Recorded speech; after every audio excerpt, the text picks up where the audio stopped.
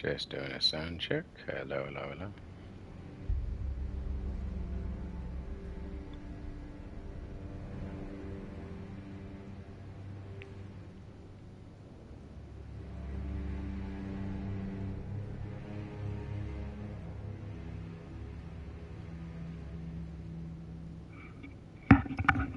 Hello.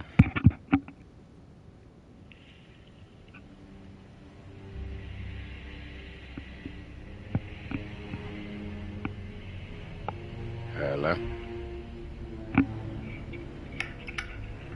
Okay.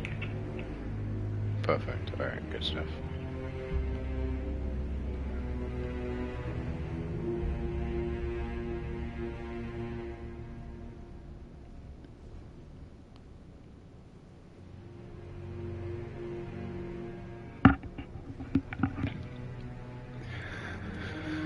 Okay, everybody. Hello and welcome back. Got cut short a little the other day, but glad to be back. I'm happy to be here. It was a nice moment the other day. My other half just got back from the gym with a friend and spent the rest of the day just hanging out and catching up, and it's good to have good people around you. I think recently we've moved to a more of a accepted worldview that family can be the people that you choose to make it up rather than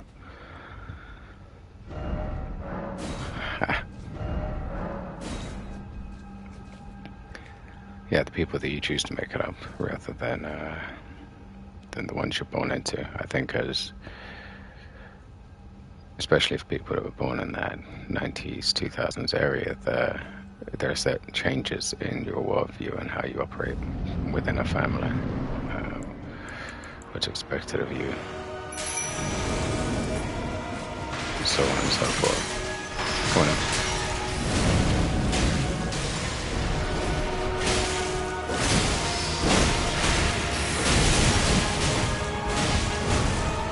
Oh, that's the poison. Completely forgot that we changed up after the last one.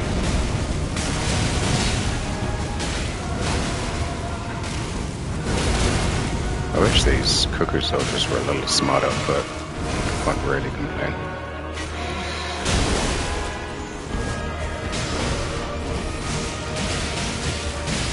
I mean, they're doing exactly their job.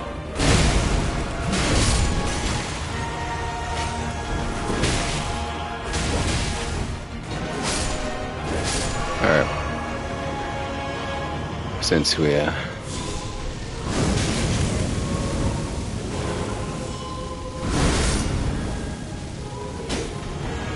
missed. Alright.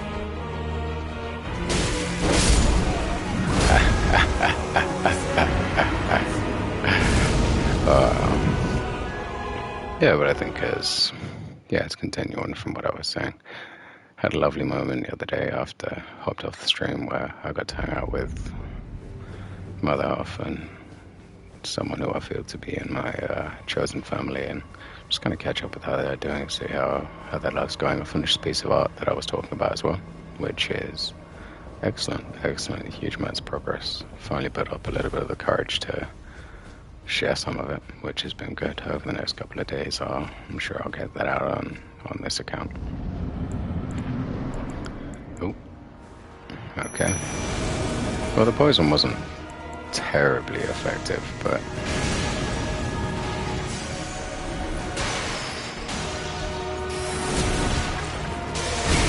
I didn't account for a second. Right.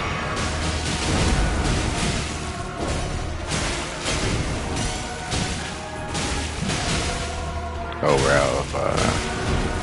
out of FP. That was a problem last time too.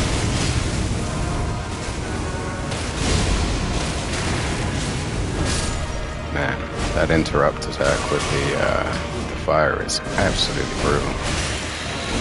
See, can we have over 2? No, of course not. And getting greedy has been sort of the cause of most of our deaths thus far. Nice, we did get 2 in there though. As long as he's focusing on us, he's not focusing on the knight, which is excellent.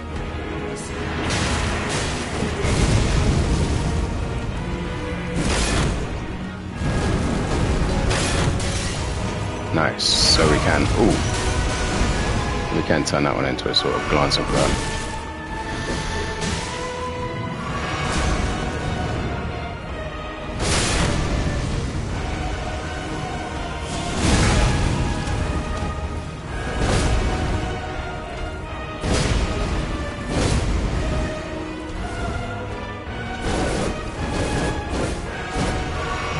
Very much likes that.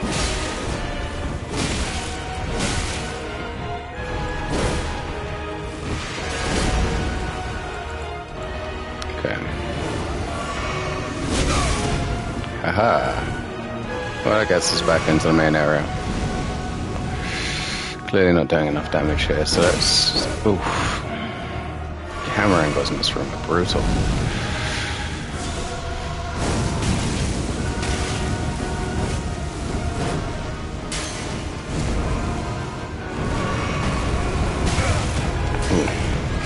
Very much mistimed that roll.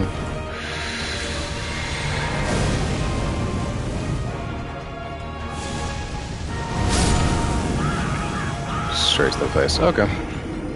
Well, we aren't liking how much damage we're taking out with the poisonous mist, so we'll go back to the bloody slash. Yeah, I like the moments in between the run to the Boston bonfire, because it allows me to keep you guys a little updated as to what's going on. So, yeah, I know. Got to spend some time with... Let's try this. What does Golden Vial do?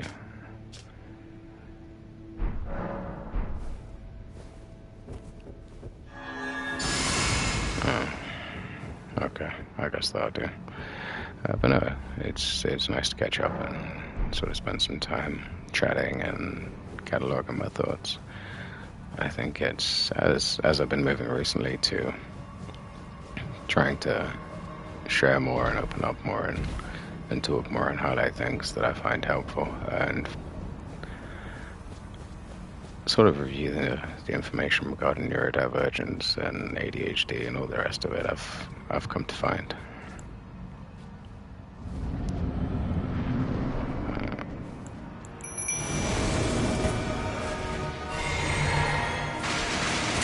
One moment.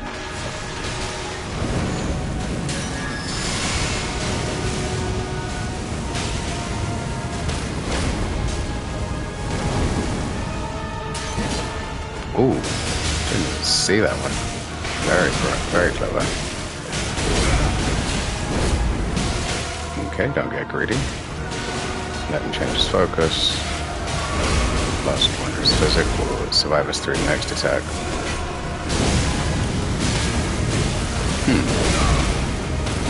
Interesting, that is his weak spot, is right in front of him. I remember fighting bosses like this in the other Soulspawn games. Just keep wailing. There goes our friends. Well, at least we were not instant killed by the attack.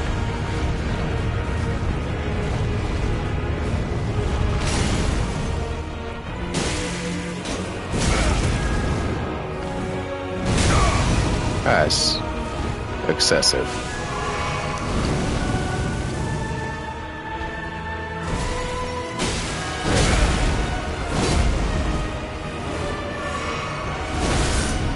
Haha. Okay. So it's an attrition battle. Except for when he catches you with the first attack in that lengthy stab pose. Okay.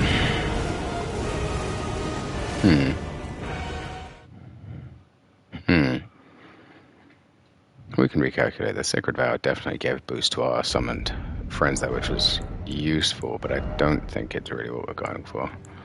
Let's try out a whole different weapon.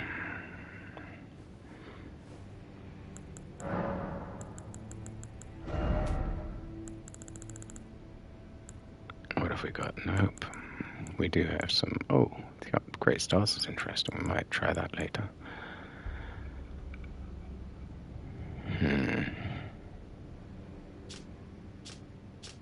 This was one of the weapons we were curious about. I mean, the scaling is absolutely atrocious, but...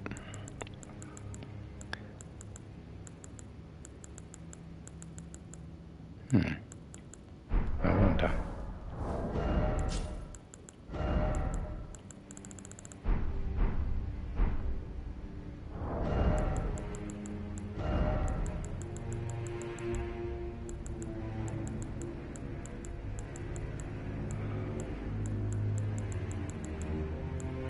Well, we can try and go in with the flambeauche. I believe it already deals blood loss build-up. So why don't we... Yeah, okay, we'll chuck that. Another one now. And it does make us large, so... Okay, no worries. We get to admire the wonderful flowing locks of our character here.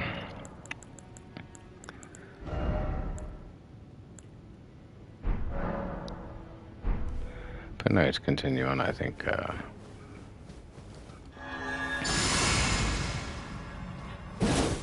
Excellent. Okay. Well, we'll go and recharge that. But no, to continue on. I think it's been good to see as the world opens back up again and then people become more social and more open. I think it's been a boon in the past couple of years to have that North American mindset, that slightly aggressive desire and drive to single-minded to get exactly what you want and what you need. And I think in a period of time where ostensibly it's been very tough to get hurt unless you're absolutely screaming, I can understand where it's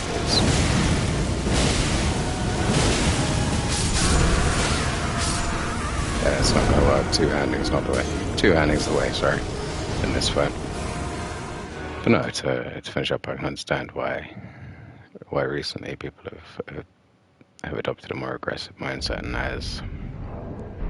as they've realized that's worked for them, it's rewired a piece of them and how they operate. So the person who you knew as before to be very calm and cool and collected may not be that same person coming back out of quarantine. So just keep in mind that, you know, everybody's trying. I see. Okay, well, we don't really need this weapon right now, so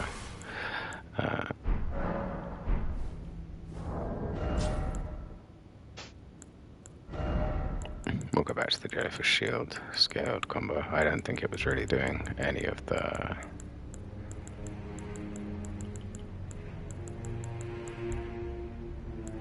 let's see.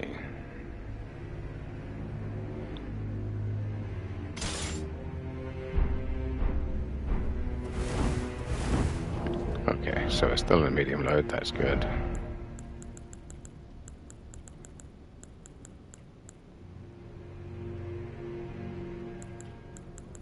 Apologies for getting cut off here, my friends. Yeah, no.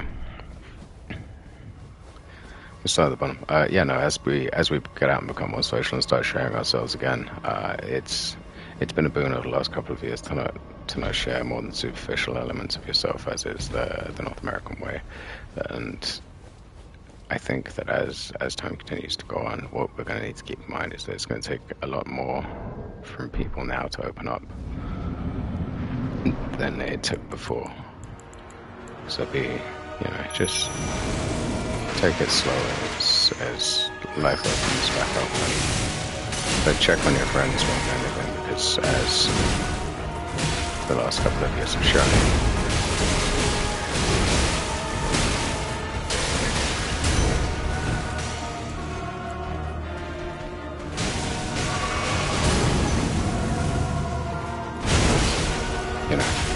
do remember who didn't catch up with us more than who did catch up with us.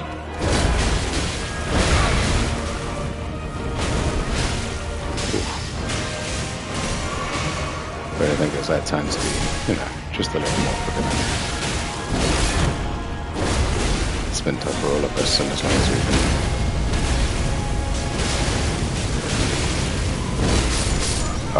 So close, so close. I was really swinging it off over there, but I can't agree. But yeah, as things come back out, it's going to be a lot more difficult for people to share than it was before, so don't feel, I know a lot of people with anxiety are going to start overanalyzing conversations about why people aren't the way they were before and expectations of friendship and all that, but I also think, just make yourself open and emotionally available and as much as possible, and you'll take a lot of the difficulty out of it, but be aware that it's been a tough time for everybody at the same time. Oh, this golden vow thing is... We'll try it again. It seemed to work that time.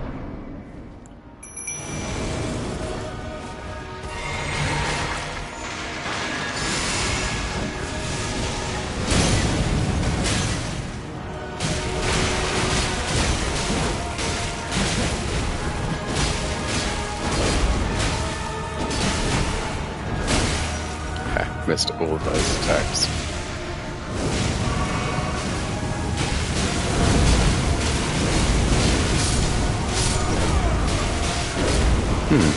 Area effect a little larger than that one than we thought.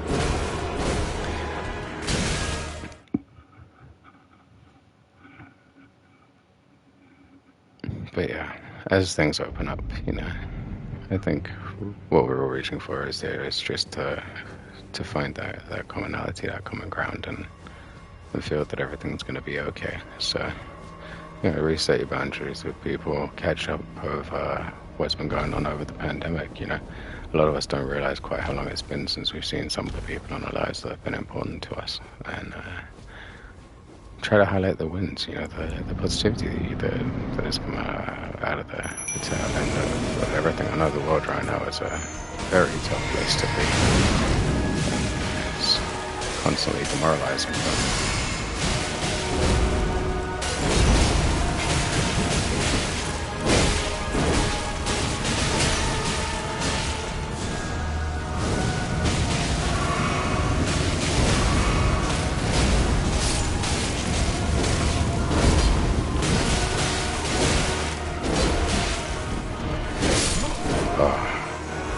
was killing me. Can't stay locked on for anything there. But yeah, it's been good, I think. At least for me, coming out the tail end of this, I tried to keep in touch with people that are important to me over the pandemic, and sort of spent a lot of it alone, especially towards the beginning of it. But I've managed to cultivate a community of people again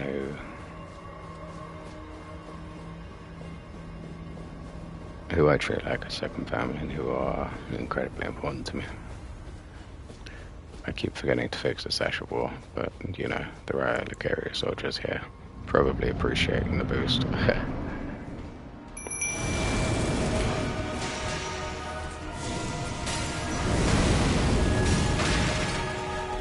And not to be a downer, but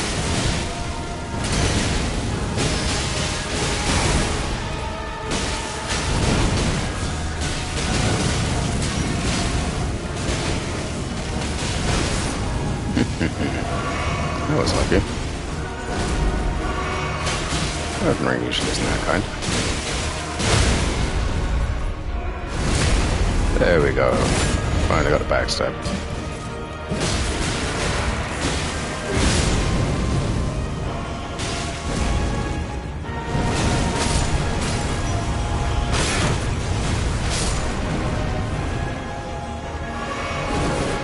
Alright. Well, looks like he wants to go.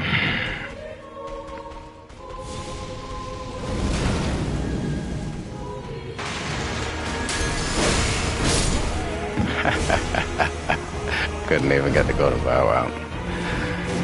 I have a feeling these Godskin will maybe just be missing something here. Might need a different weapon type, a pierce or something. But yeah. Anyway, enough of the bleakness and the dwelling on it. I think it's been this highlight the beautiful things of what's been going on as I've been catching up with people. I've been able to see wonderful parts of their abilities that I hadn't seen before. I have friends now who are talented musicians or coming out the back of this, are brilliant artists, Twitch streamers, people with podcasts. Seen people showing interest in the world like never before. People who I sort of suffered through history class with and are incredibly interested in changing the world. What's going on currently with regards to the Ukraine crisis. It's very interesting to see humanity as humanity goes through its tough time. We see humanity grow and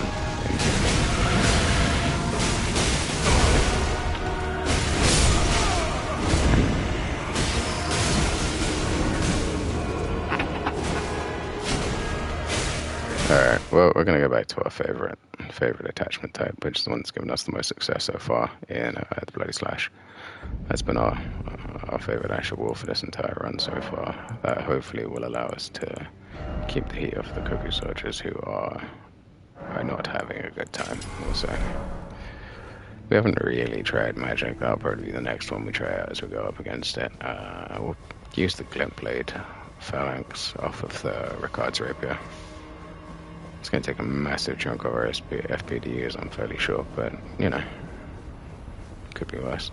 I haven't really gotten into using the Ashes of War. I've been sort of running this as Dark Souls playthrough, but for this fight, I figured I'd give it a try and sort of see what weapon types have on offer here. The only one I was familiar with is the one I'm currently using here, which is one of my favorites.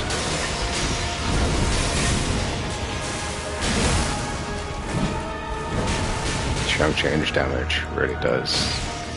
The issue is that it leaves you dangerously open to counterattack.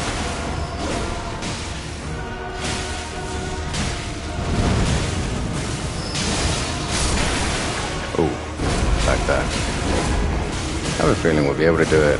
Maybe two more attempts. 25 push-ups if we can't do it in 2 more attempts. We need to use that Flask of Wondrous Physic because that's gonna help us sort of shrug off that one-hit kill attack. I think that's been the addition to this game that's really helped, is getting the one that reduces or heavily boosts damage negation in order to let you survive what is a one-hit kill attack. These bosses can do it in 2, so I'm sort of in the right area. I think I'm still under-leveled for where we are, but again, that's my own fault for not chunking points into vitality. So, let's give it a go.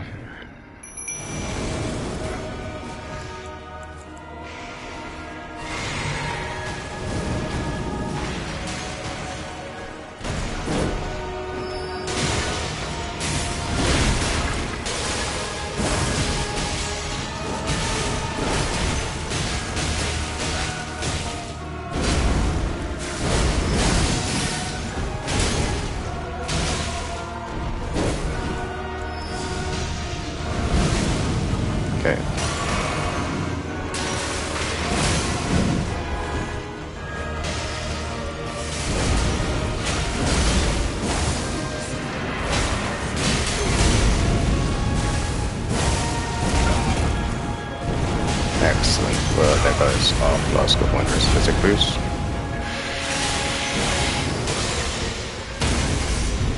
There we go.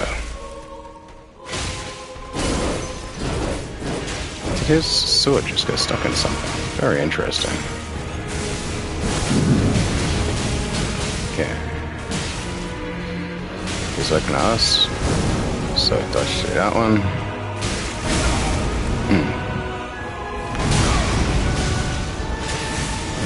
Heal.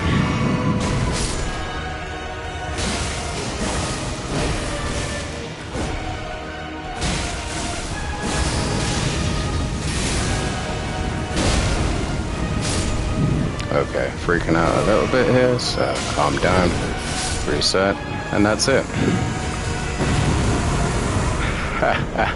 Oh, well, there you go. Not that I'm anti getting your health up. I've been working out with my other half, which is one of the brilliant things about our relationship. She keeps me healthy, but well, yeah. So glad I don't have to do the 50. The what? Sorry, just noticed 50,000 in the corner there. So glad I don't have to do the 25 push-ups right now. I will have a sip of my sponsor-non-sponsor coffee. Well, my hair is a rest.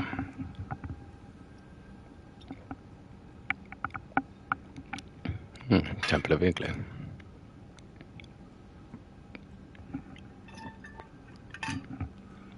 Just some water. Okay. Well, let's level up. Let's see. What do we need? What do we need? A couple of options here. We've got the crafted blade greatsword, which is nice. The one we're looking for is to use the Mariah Executioner's sword here. That's 23, so we're a couple of levels off of that. But is there anything else that we find? Curious. Dex 22 for the Axe of Godric, so that might be an option. 45 strength. Yeah, I do believe we were looking for just points in Dex for most of these weapons. Yeah, and then Arcane. Arcane has an interesting scaling because I believe it doesn't follow the scaling cap of all the others. Oh, drastically underleveled there.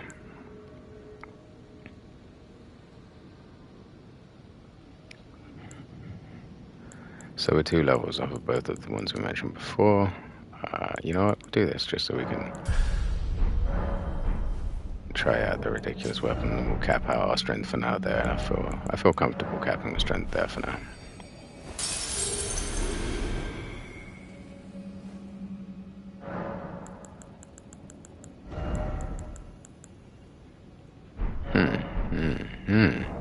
Wow, we are getting into those high numbers of runes.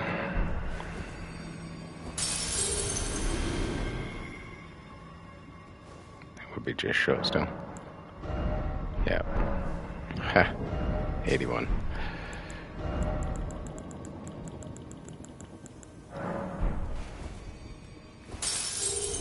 There we go. Perfect. Textbook, one way to say. Okay, level up. Strength 45.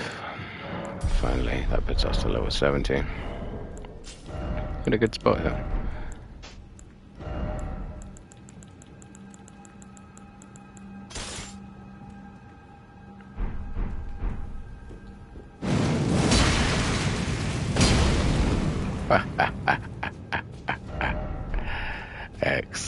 Excellent. Okay, this is quite cool.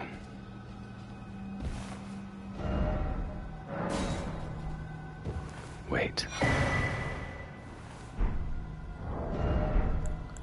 Finally. This allows us to upgrade with...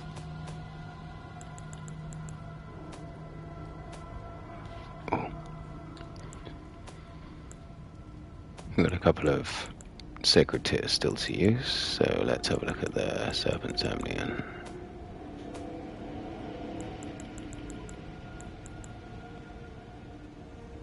Oh.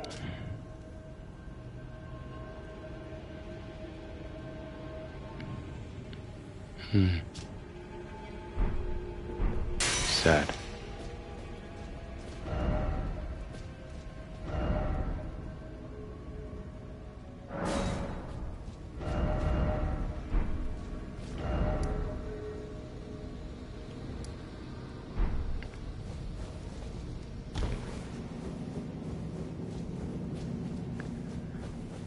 Okay, well, we've just picked up that thoroughly horrible item.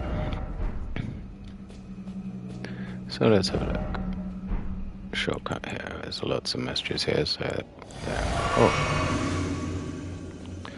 Yeah, no, let's go back and reset.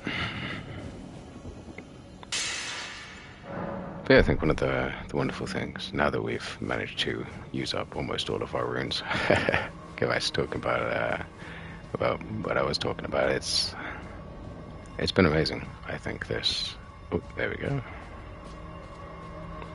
It's been amazing to see the talents and skills and incredible abilities that have come out of friends and everyone during the pandemic. So if people are not quite the same as they were when they went in, you know,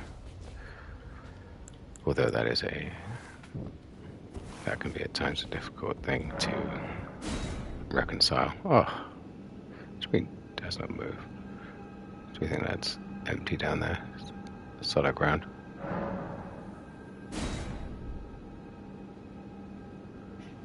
I think we'll probably die for that now. Okay. Well, onwards. Let's head back upstairs in the Volcano Manor and see what they have to say about the item that we've just picked up. But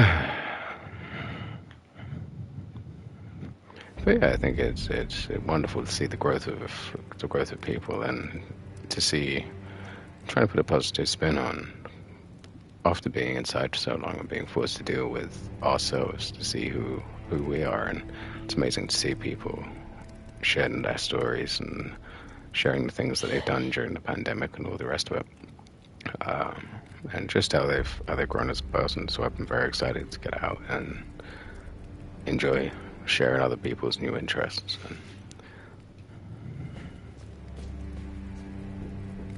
If you follow this, it cannot come. So she has nothing to say about that. Zarias, where are you, my friend?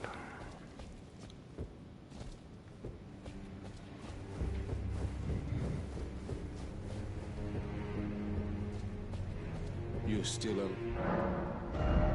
I am.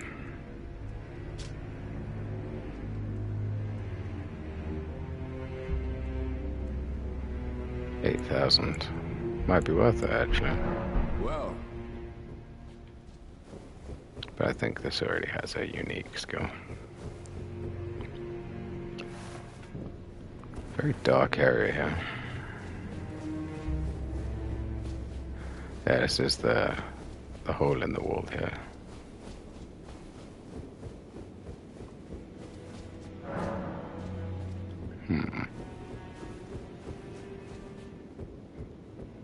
The serpent that entered the room, perhaps, if you discover it.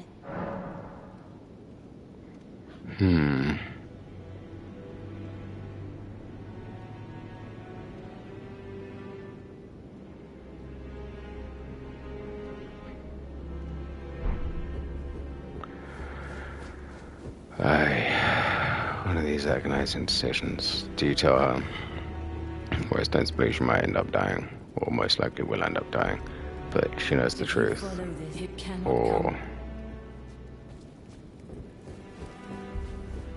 do I lie to her and let her live out in peace?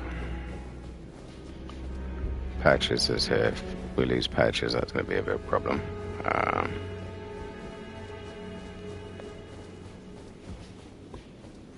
Hello again. Not for anything else other than I like him as a character. He's great. Cheers for that. Happy, cheery. Genuinely happy to see you, even if it's for his own ends. I would do that. Go on, give us your stone skull key, Patches. Forgot something. No trouble to me.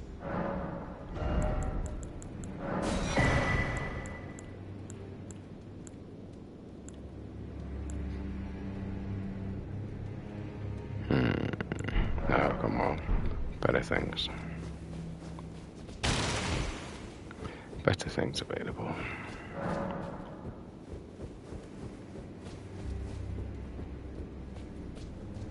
Use.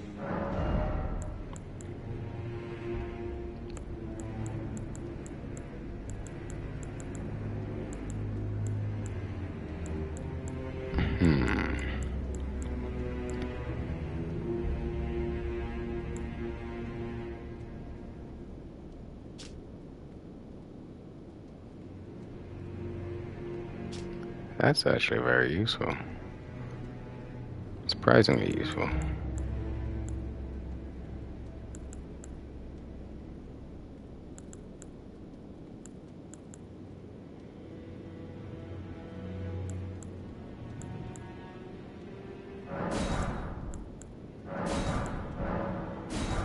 Okay, there we go.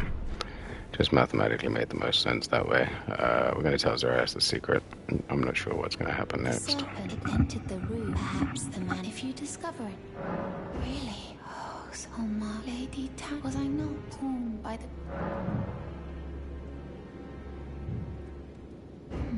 I remember this. Funny. I am certain it's a part of my birth, Mother. You have my thanks to you. I am no longer afraid. I want to know how I was born and met Lady Tanith. One day, I hope to call her Mother once again. This time from the bottom of my heart. Sad. I want to know one day. I want to one day.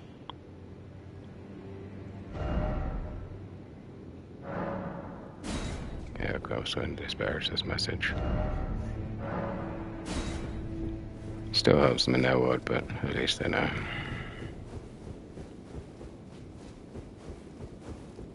If you follow, it cannot come. If you follow, it cannot come. Alright. Well, we've gotten to a good point here, actually, I think. Just to do a quick catch-up while we rest this set of grace. Finally got enough strength for the Prelate's Crozier here. We may have to go back and upgrade it a couple of times in order for it to be effective. I haven't had a chance to check it out yet.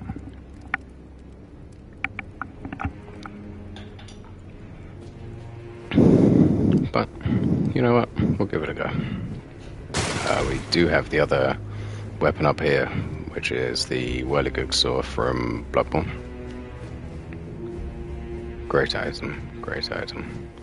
But I haven't really had a chance to have a go at it yet.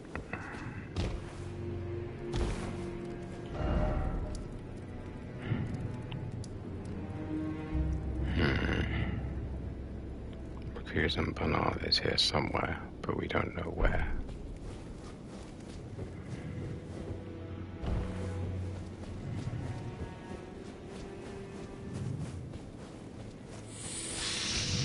Ooh. Actually, there you go, it's not good enemy stuff. Okay, so it's not great. But it moves surprisingly quickly.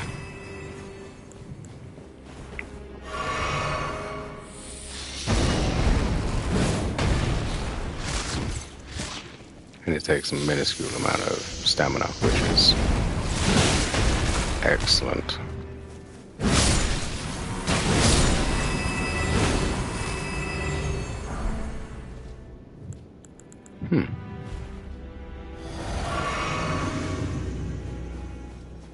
Well, the arrows are a benefit.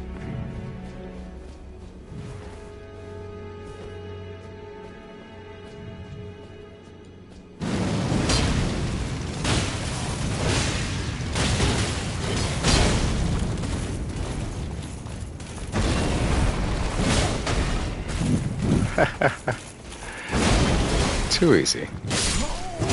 Okay, with this weapon upgrade, we'll be able to do some serious damage. What a great item.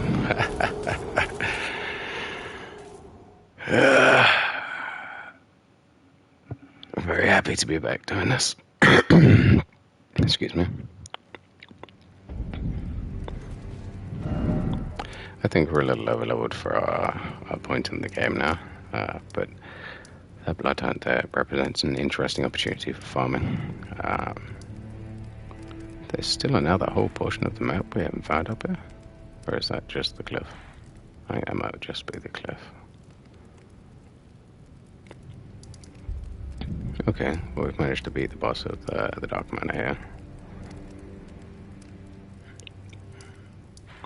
Got a lot of the Site of Graces, or the areas where we have more of the Site of Graces activated. those are the areas that we've really gone to, so we could head through the Altus Plateau next. That might be the way. I'm not sure if we have the item required for this yet, but we'll go and give it a go. Oh, we're here again.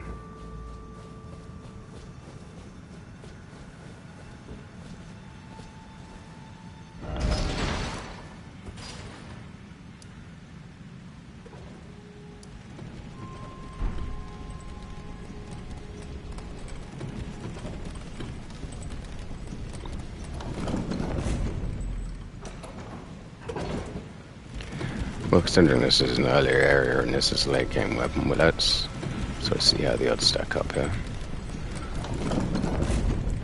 There we go. Not because I don't believe in myself, but because I am in fact a realist. No boss here. Excellent.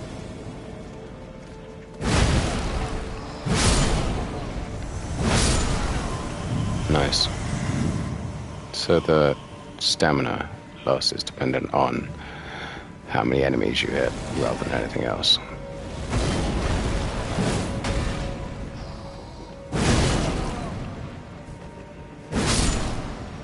It is hefty though.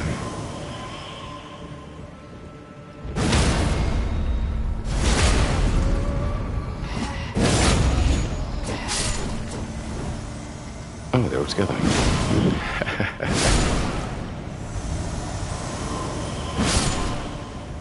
There we go. But yeah, I think just to bring more positivity into this stream and catch up with what I was talking about, and let's keep you guys entertained with both my scratchy, gravelly voice and the clearly excellent Souls play. I'm joking. Come on, where are the rest of them?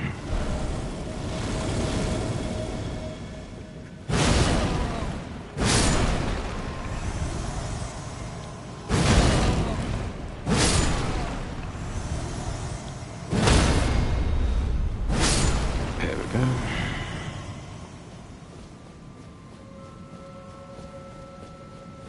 Okay, they're not coming up.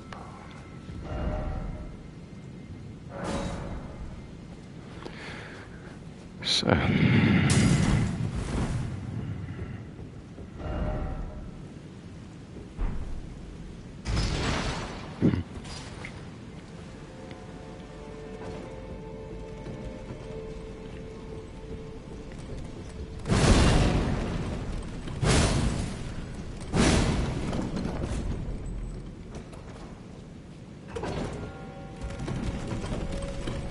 yeah, just sort of to continue on.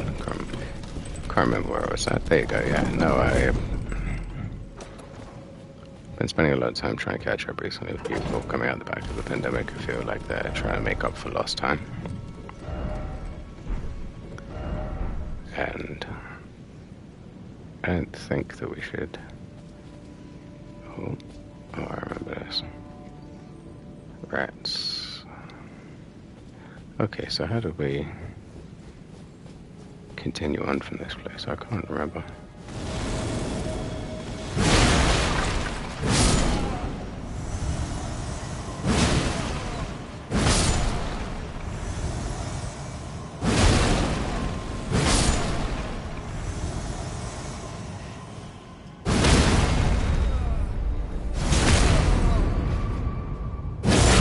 I do remember being here before, but I can't actually remember how to get forward in the study hall here.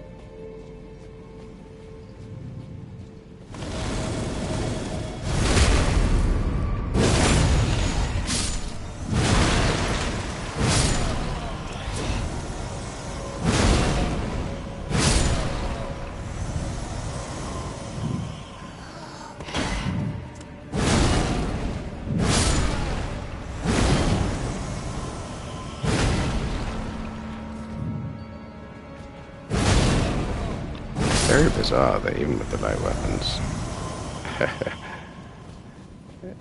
this crozier still moves immensely quicker. Alright. Well, I guess we're back here again to give it another try.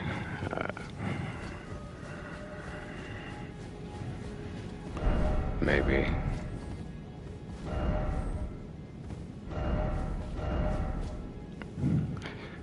Maybe we'll get some aid here from some messages or something.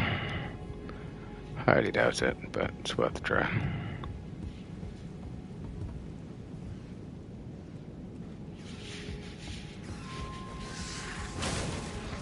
Oh no. Well, I accidentally ended up doing something interesting, so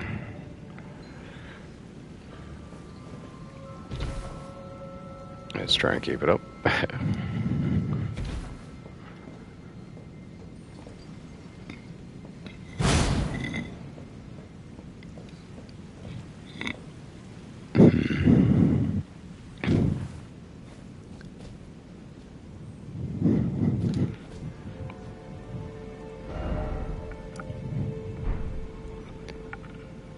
Madness.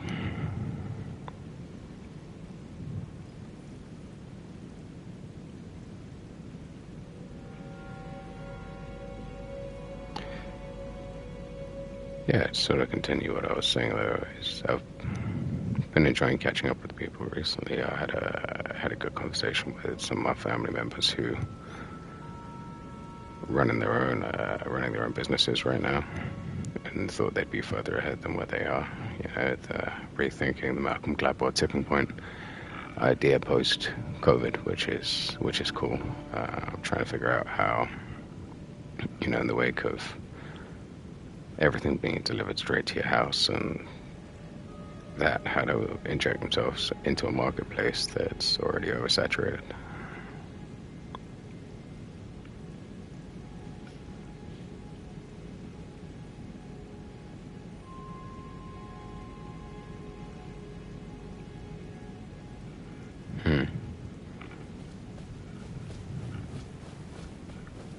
Well, alright. I'm stumped. I just want to check. I'm going to chat there, guys, and see what's going on. See who's on the stream. Thank you to anybody who's been by and watching. I appreciate it.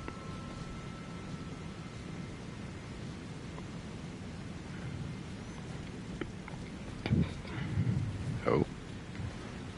I should have had faith. I think, yeah, it's been cool to see that in keeping in touch with a lot of people, as is my way. Just seeing how a lot of people are feeling the same sort of difficulties right now. You know, to account for lost time and being further ahead than they thought they'd be, and not really navigating or feeling that they haven't navigated this landscape as well as they, or the pandemic landscape as well as they could have, and I understand. But if I'd thought about that, maybe this would have been a lot easier.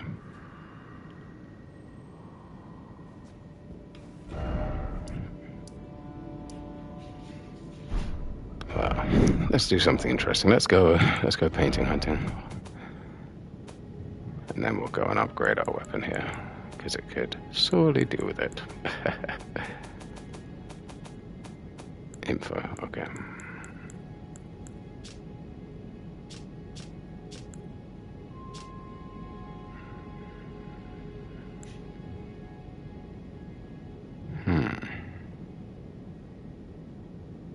Final request.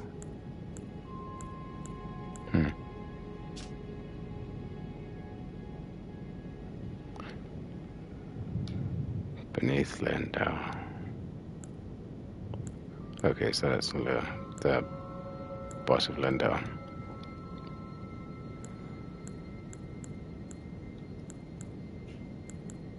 Okay, one painting. So it's the graveyard facing Lindau Capital, or spoken worth.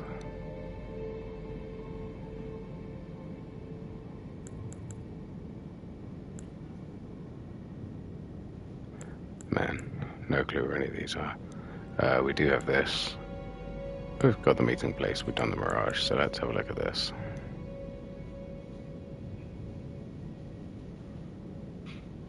Mistwood Ruins.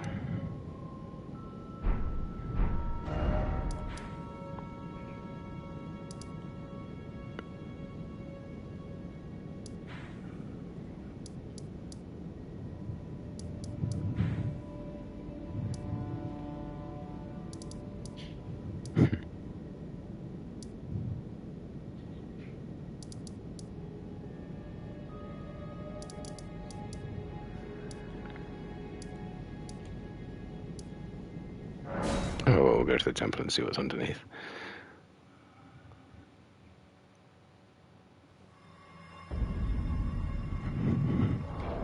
I believe there was a lift here. So we'll continue on our mission from now. For now, we're going to have to put it away, because it's not quite the required level for this area. We'll head back to our regular setup. And we get to wear a hat.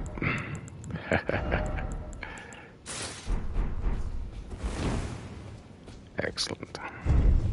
Down we go. Or up we go, maybe. I'm happy that we got to check in with Zarias before we finished out this quest line. I'm thinking maybe we're going to see... Oh, that was creepy. Maybe we're going to see what remains of Zarias' father here.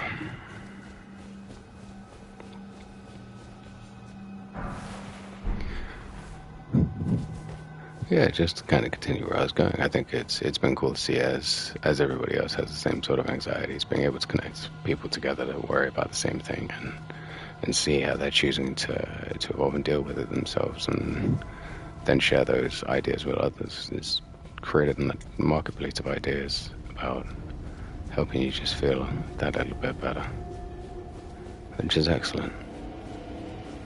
Very strange. Maybe hidden wall.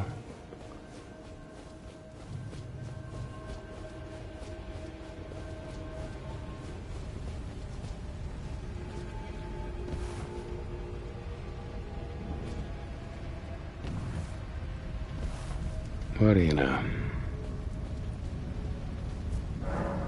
Oh, we used the summoning pool.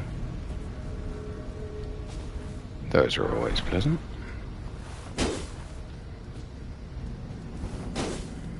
Nope, not an invisible wall.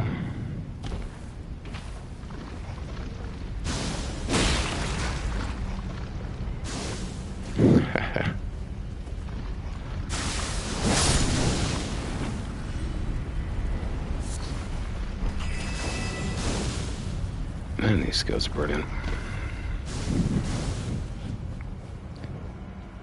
Don't want to become too reliant on them, but... Huh. Man, these ghosts are doing excellently today. Guiding me towards sites of grace, towards places I need to go.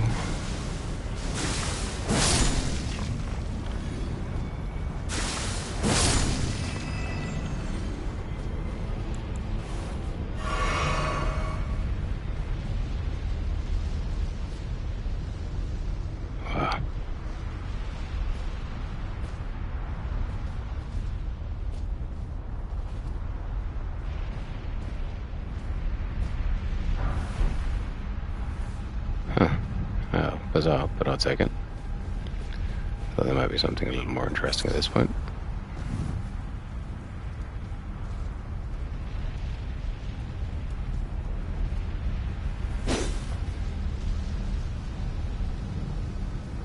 Guess not. Okay.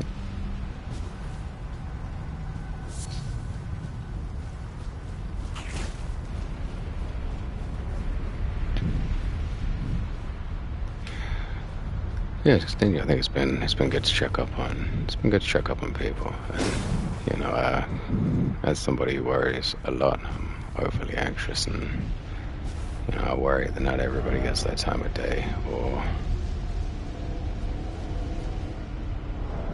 gets you know, every...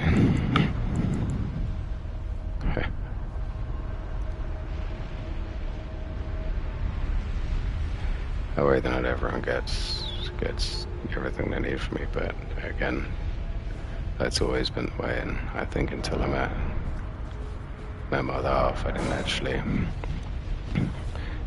realize that I'd stop and take time to look after myself. Oh, great.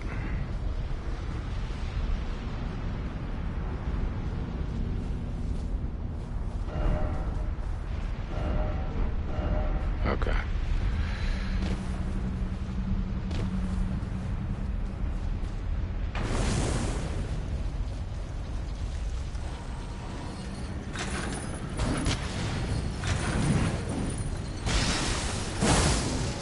Well, that did absolutely nothing.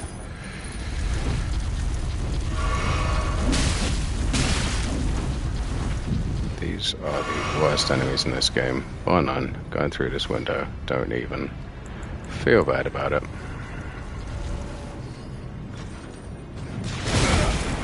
Ooh. Kind of saw that one coming, was hoping I wasn't going to fall prey to it.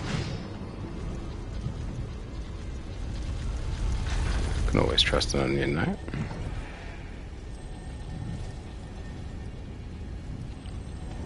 Snakes. Why is it always snakes?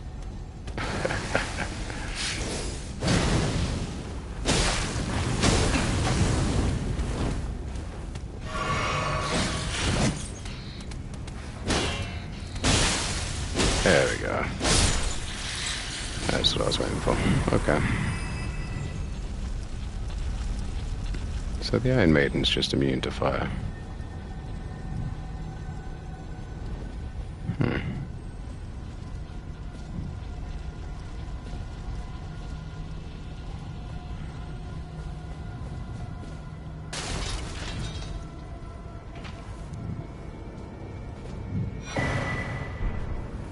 Interesting.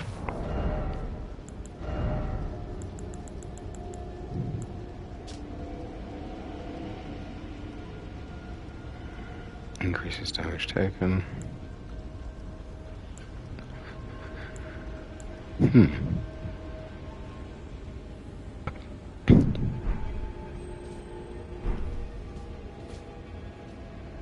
Interesting. Well, this clearly wasn't a planned route.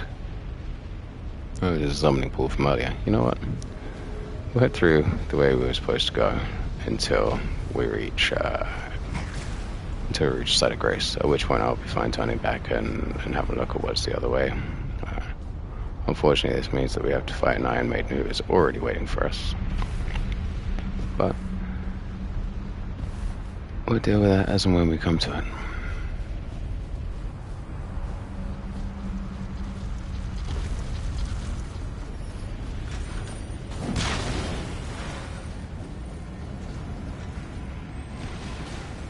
Okay, so there is a route underneath the bridge, slightly further up, and there is also a way down here. Oh. If I had known about that ladder, that might have been a bit more difficult.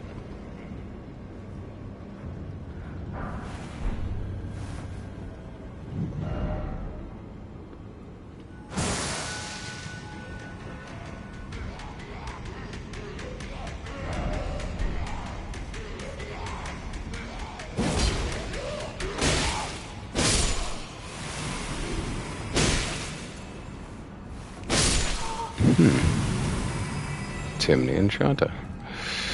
Alright.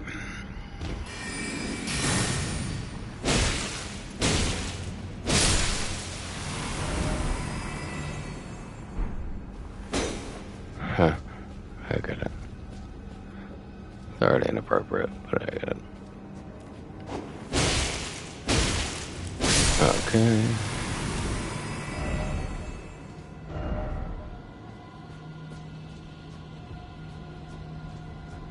So where do we go from here, my friends?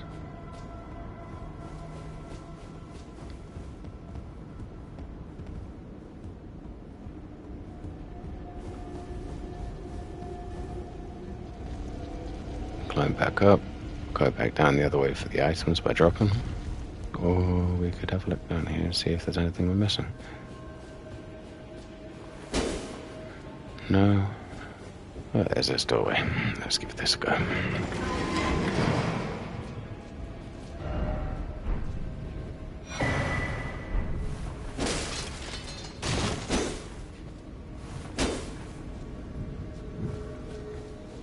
Okay, keep heading on out. Okay, well, we've finished enough here. I think that's pretty much everything that we're going to need to find in this location, unless I see another twinkling star drop in any of these. I don't think that there's anything else over there. There's a message.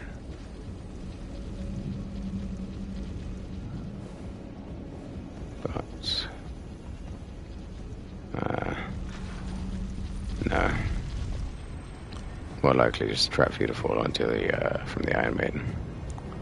Okay, let's continue on. That light resembles a site of grace, so potentially, maybe, hopefully there's one in here. Try left.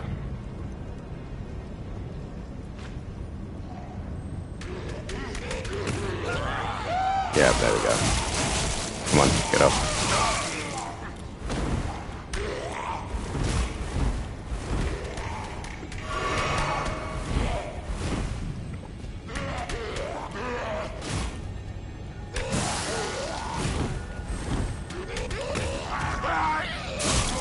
Second here. They get powered up by the blood. Interesting. Very strange. Okay, just gonna take a quick second to pause here and recatch my breath after that horrific encounter that I mistyped. Back in a moment.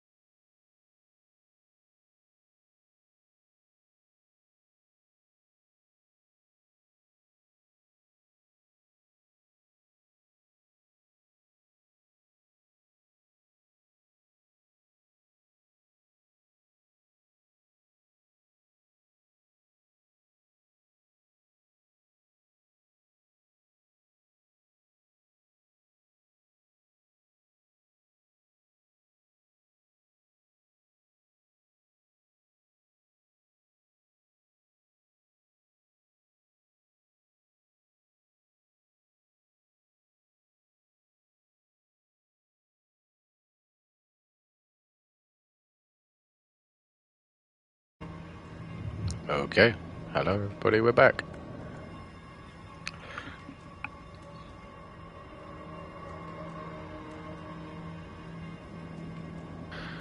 Just took some time there to grab a coffee and a little bit of breakfast. My other half cooked me one this morning, which was lovely.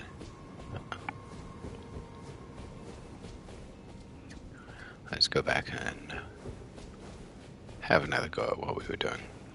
So we're going to likely face off against the Volcano Manor boss here.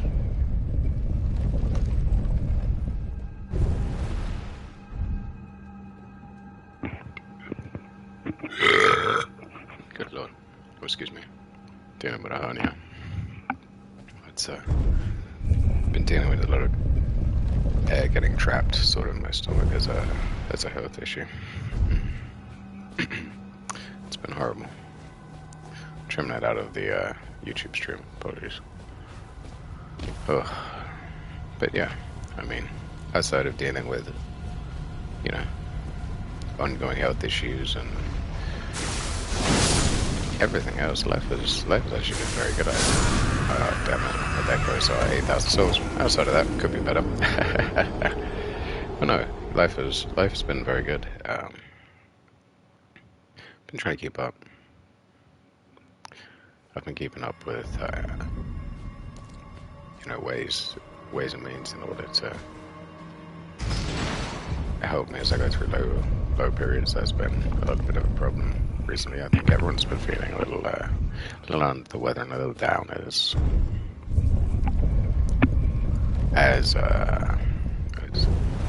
life begins to wear on us all.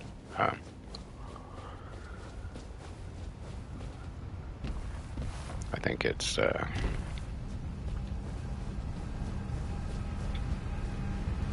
it's been tough. It's been for everyone. I think it's been a tough couple of months. Yeah, you missed. But you know, as life returns to what was ostensibly normality before, I think it's important to keep in mind. Gabor Mate, one of the brilliant psychotherapists in the field of addiction, has a book about the myth of normal. And I think it's as you recover from anything, you begin to understand quite the point of how mythical normally is. There isn't a damn it. That sense of normal really just doesn't exist. Every person, I think, if you struggle with your mental health or addiction issues, you know, everyone lives a different kind of normal in their day-to-day.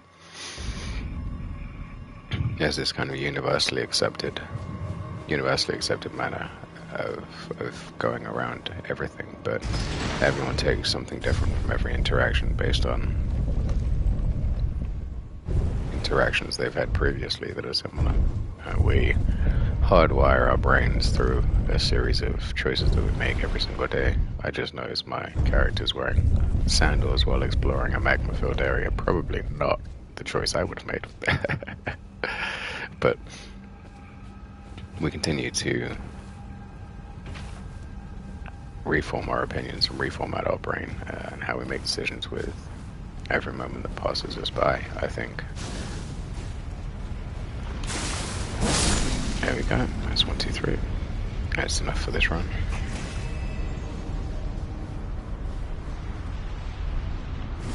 And there we go. And mistimed that. We'll take it a little slower this time around and take our time, poke through, and take out the enemies as we go. That will slow us down and sort of reset our mind. Yeah, I think it's difficult to talk about. You may notice my voice speeding up and slowing down as we go. When it comes to talking about mental health, it's a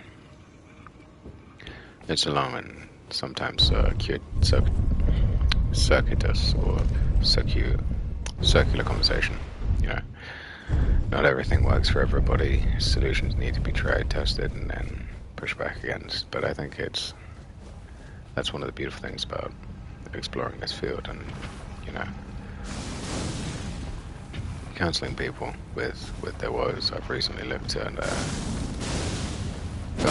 death dealer, because it's an unfortunate part of life. I know when I was young, I was surrounded by that unfortunate fact.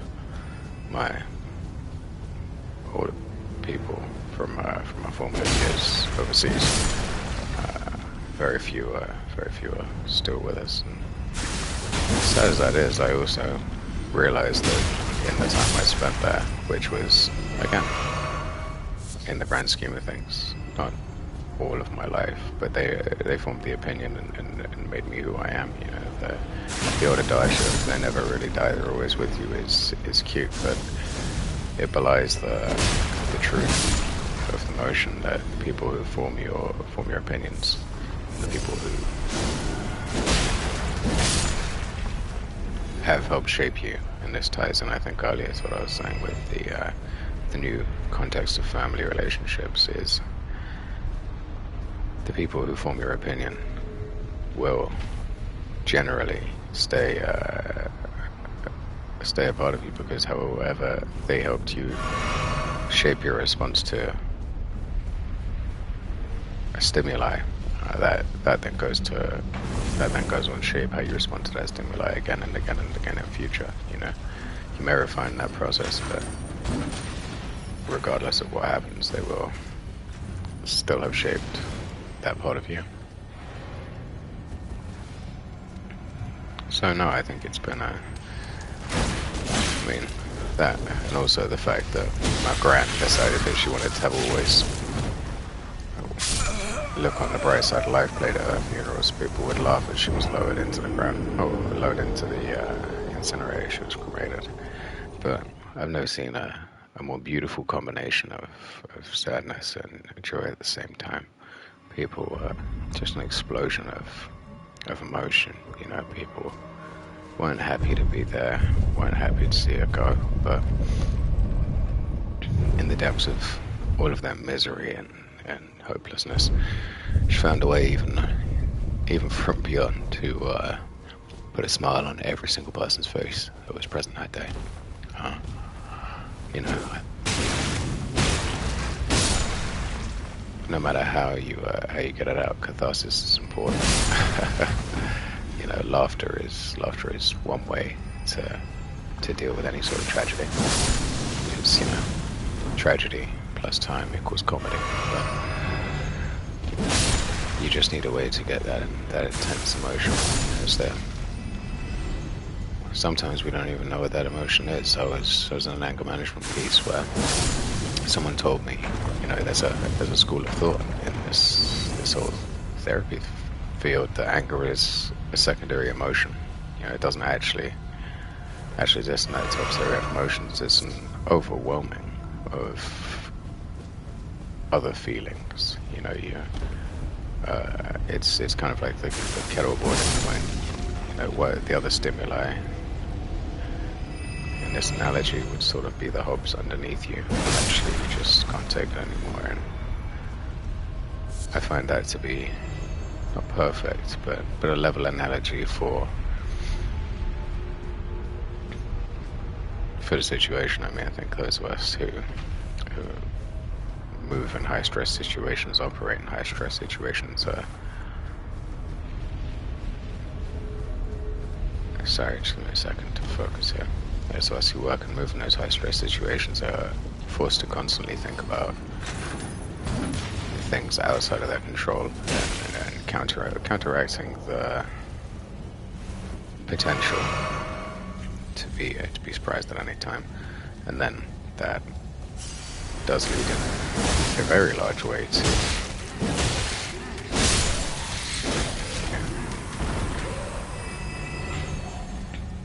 self-destructive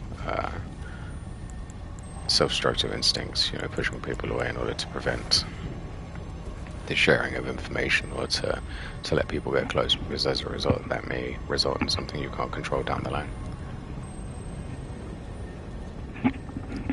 I'm just having a sip of the coffee. But I think, you know, as we grow to be more authentically ourselves and up to date, yeah, as we continue to share, I think the world is moving more towards a world where it's acceptable to share. It's acceptable to share your woes, and it's become more commonplace. Oh, it's not left, that's behind. There are a lot of bloodstains here though.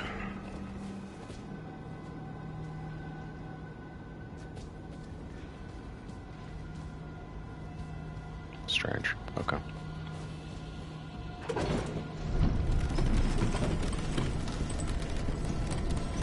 We'll have to get this one on the way down, because we want the ladder to be underneath us when we go in at least.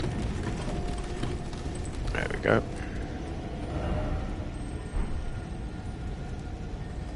Okay, we're in that tough boss fight.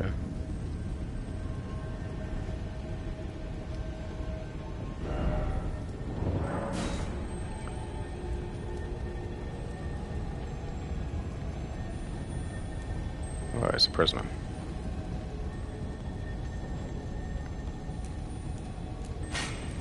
Okay, so it's not especially tough. Alright. Well, I guess we were wary of something. I can't get that twinkling sound out of my head. There must be one of those actual war creatures around.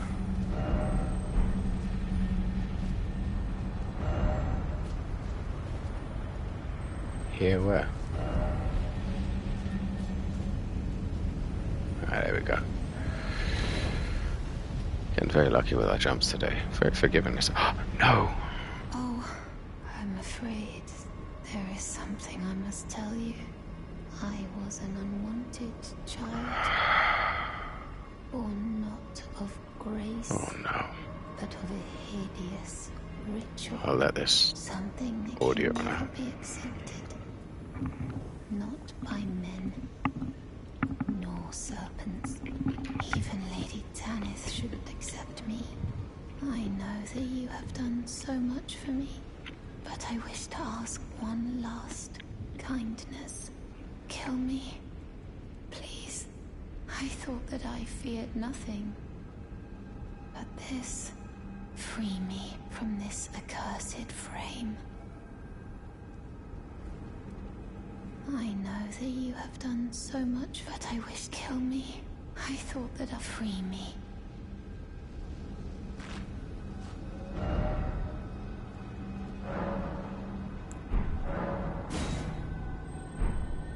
Good.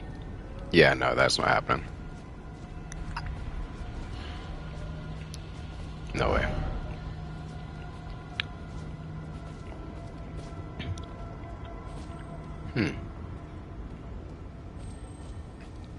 No, we're taking care of the rest of the last.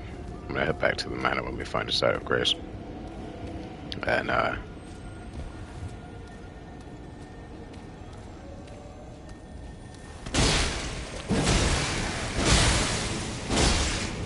come on, come on.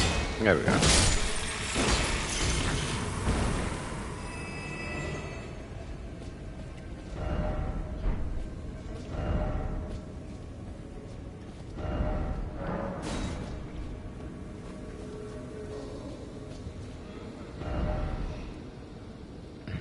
Yeah, no, that's not happening.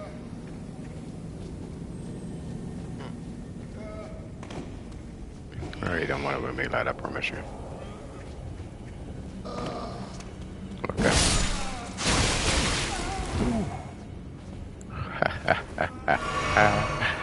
I was not expecting that.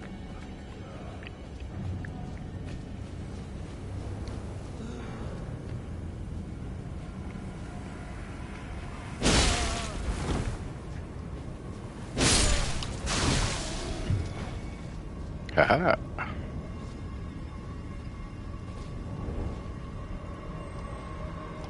Oh, why do I get the feeling this is an ambush?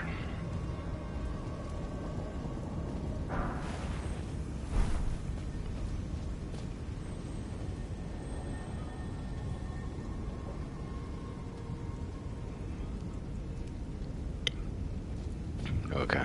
Alright, we'll back soon.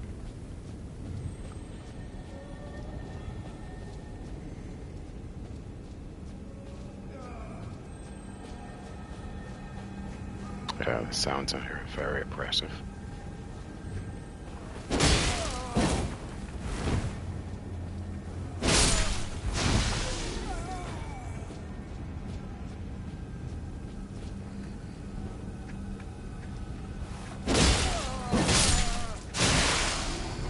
Alright, well, what's up for that one? Okay.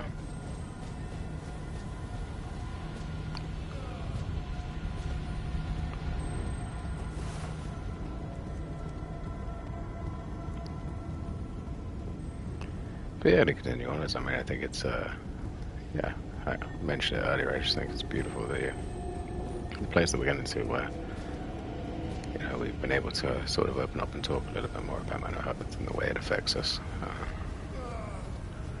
You know, for me, I've started being able to explore neurodivergence without fear of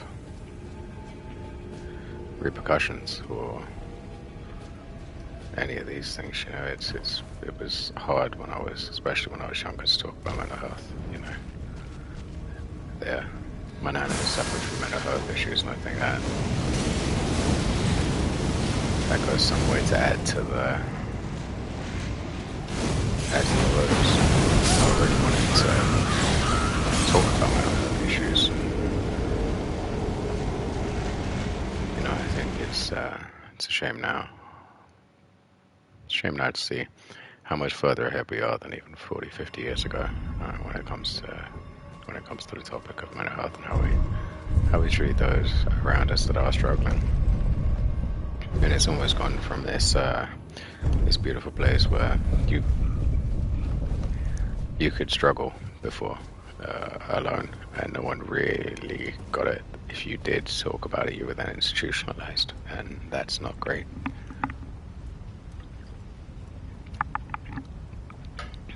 Especially for issues where you're then replicating situations such as coming back from World War II,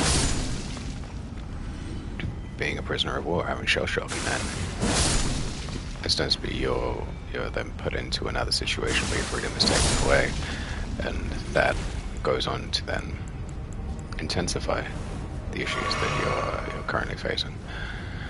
You know, to see where we are now is significantly better than we were. I think, you know, we can only look back and say, well, we can't change the past, we can't change the woes and issues of mental health in history, but in service, at least for all of the people within my family, my chosen families, touch on that earlier, and for even the people that I grew up with, to be able to have this conversation and help in the way that I do now is incredible. You know, I get tired, the same as everyone else, and what really drains me is seeing these unnecessary losses on the regular. It was a moment that touched me last year. I'm gonna give you all a fair trip on, and I'm about to talk about something not great, with soft hands, but still it's a hard topic.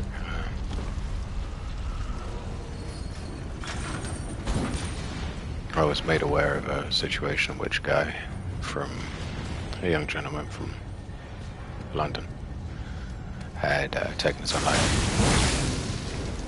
and it was something quite horrible, because not quite horrible, it was hard for him, but it was tough for me because I saw his last post and I was able to understand a lot better why he had chosen that option, and some of the issues he was struggling with mentally were, you know, exactly, again, it was almost like reading something I'd written, and I just took me to pieces, man. I fell apart. It's getting to that point where there was no one. There was a little bit of guidance and leadership when I was young, and then there was none.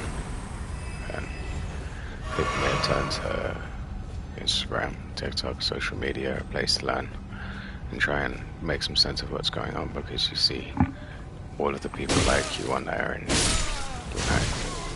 can commiserate about the same issues. But in doing so, you've given credence to this belief that it needs to have 1 million likes in order to be relevant.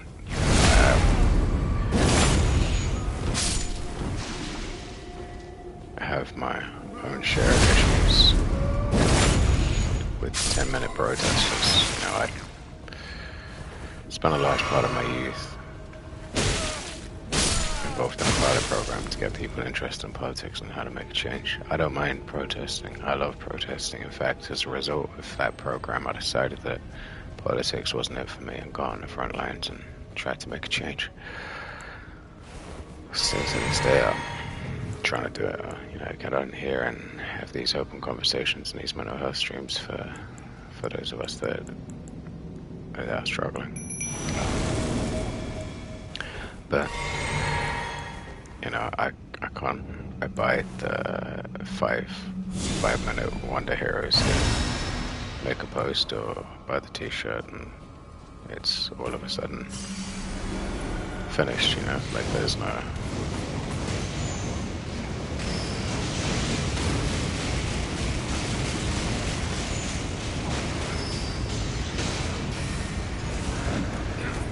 think that there are serious issues that require attention. Sorry, I just needed to focus for a second there.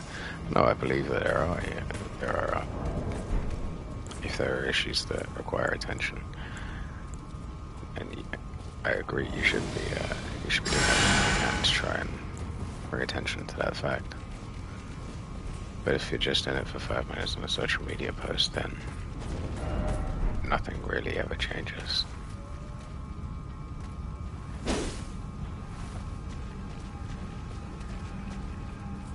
Okay. I don't know if the old way of picking a handful of things that you want to change and sticking steadfastly to them until the world has changed around you or you have a concussion is the right way of doing it. I don't know if... I don't know a lot. I don't know about a lot of things, but I think it's more about picking things that are authentic to you in battles that you can fight and holding steadfast to those issues. Overall, you should be, as a whole, there are issues that you should be pro and against, you know, but that's entirely up to you. You make those decisions yourself. But here we go. There's a big snake. This is going to be a big snake fight.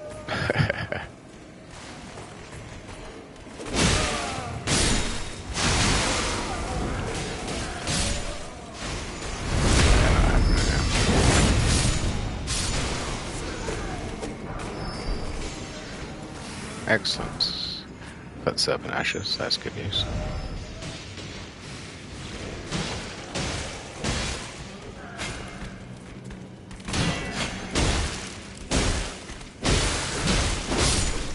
There we go.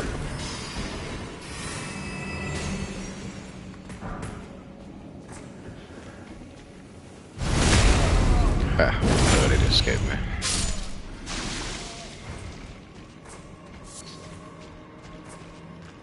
Alright, onwards.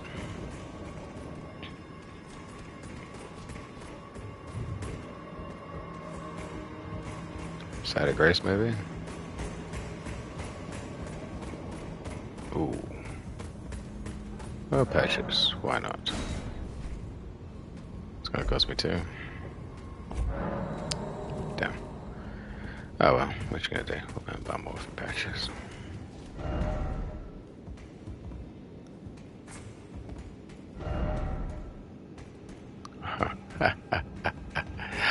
I really thought that was a joke there, but I guess not. Alright.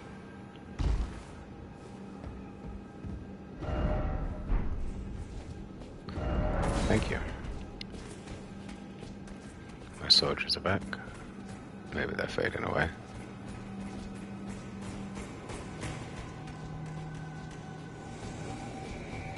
Oh, damn it.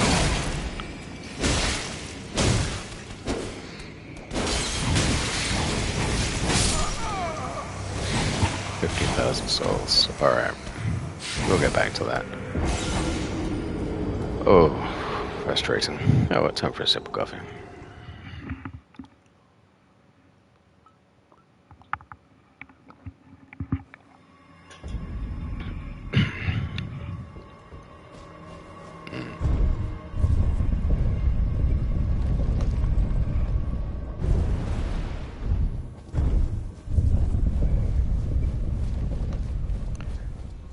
Yeah, I think. Sorry, just get back to where I was now that I've died and I can refocus.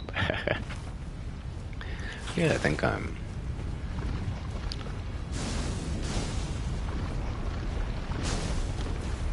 happy with the general direction. You know, I've seen the world going. I just think recently there's been so many issues cropping up so fast, and change takes so long to come about that it's been tough sledding. Watching, you know, just sitting back and watching, and I think that we're about to go through a period of, there we go, 1, 2, 3. There we go. But I think, no, we'll go through, we may go through a period of abrupt change very, very, very quickly, I think.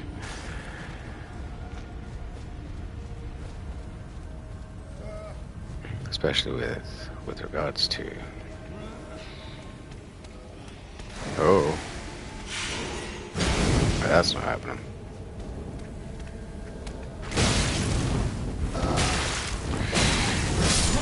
Oh, there goes our 15,000 souls. But no, I think it's good to see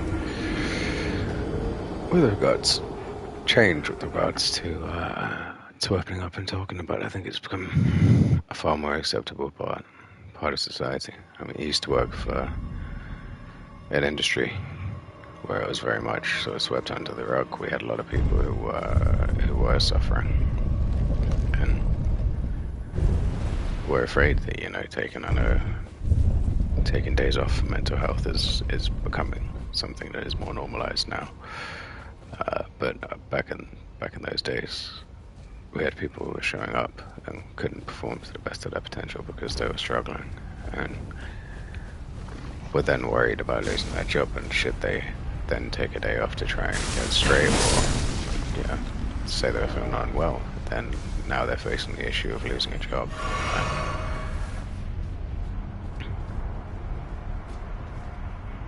In that regard, I think there are some high capacity, high stress industries where that's not going to change, but it further proves the point that we need, you know, more counselors, more therapists, especially out here in Canada. I've seen wait times with about 6 months, you know, 2 months, 2 days, and these are people who, you know, are really in need, and it's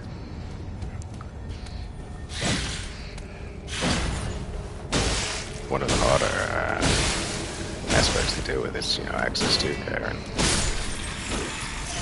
especially in areas where here in Canada, you know, we live in segmented societies. There's a lot of small town areas that operate very much in and of themselves. There are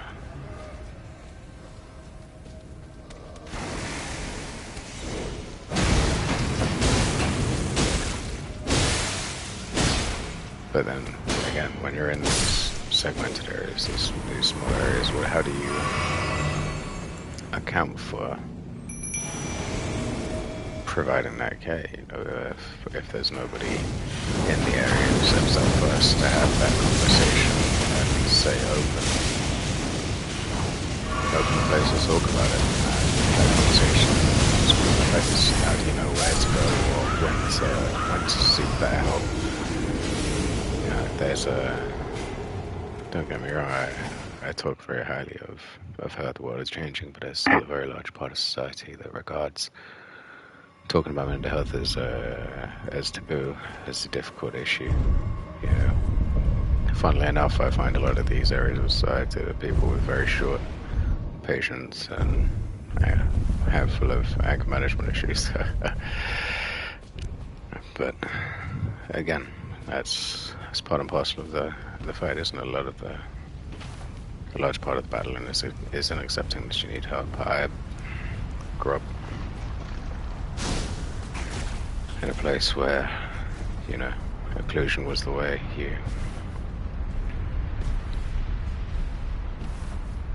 As Brits, hiding the difficult to talk about parts of life becomes almost a skill. You can talk about it, but it has to be sort of at arm's length and not as personal, or you can't say it was I what done it, mister. It's more of a, well, I have a friend, or there's an issue that, you know, you don't really talk about, so we'll put it in hypotheticals.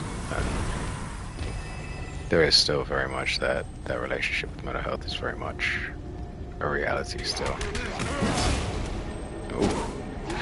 But at least we didn't let them grab us. There we go. Good stuff. And yeah, especially in Canada, there's a lot of people who are suffering and don't have access to the help they need, and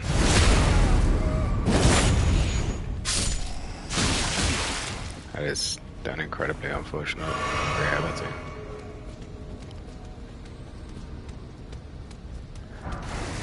So, you know, having a chat with you guys and talking about what's going on in my life and my battles, maybe it will help you convince you guys in some way to go talk to people, you know, because a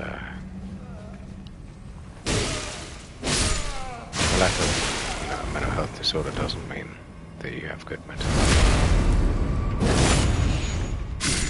And we should be talking about this sort of stuff. I mean, I think we've seen the damage of where talking about nothing but locker room talk has gotten us. And let's be real, there's a large percentage of guys who've never really had a relationship with mental health or had an understanding, which is problematic, because when you've looked around recently, guys are clearly the ones that do need to talk about it, you know. Establishing your relationship with the world should come from who you choose to spend your time around. I was incredibly lucky to grow up in a place that was incredibly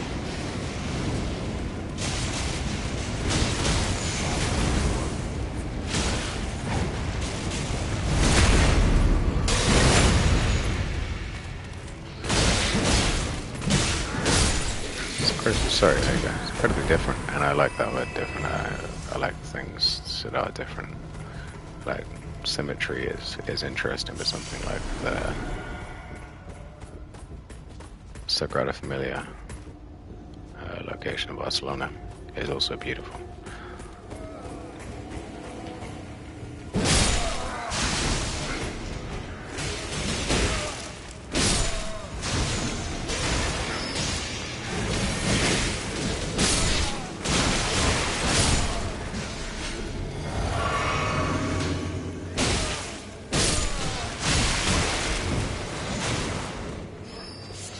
But yeah, I think founding conversations like that should be had with people around you.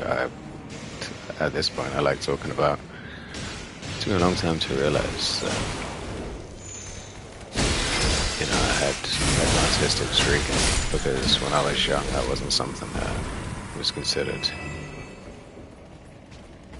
something the guys did. I like to dance now. It took me a lot of time to learn to.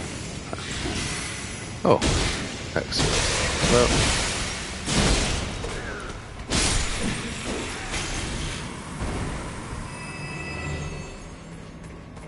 really hope that wasn't the boss.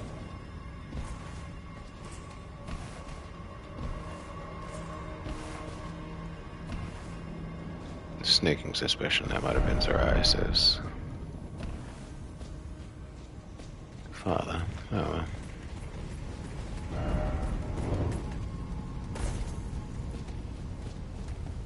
Alright, well, we're gone.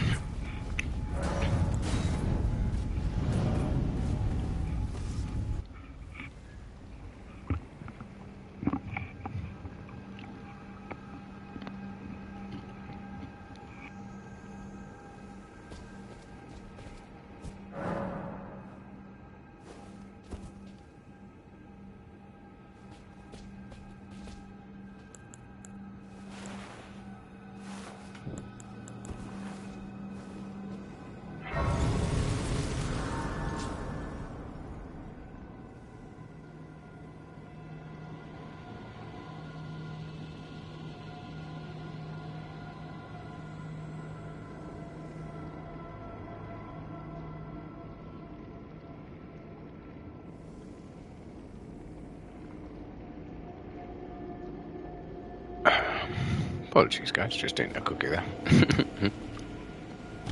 Back to now. Come and have a go at this boss.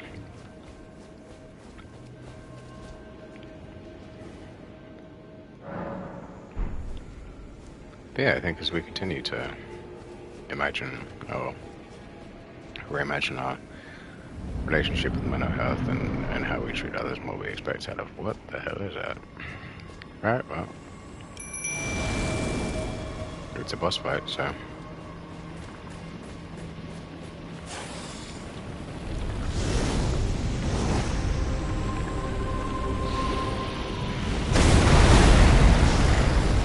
That is a very big snake.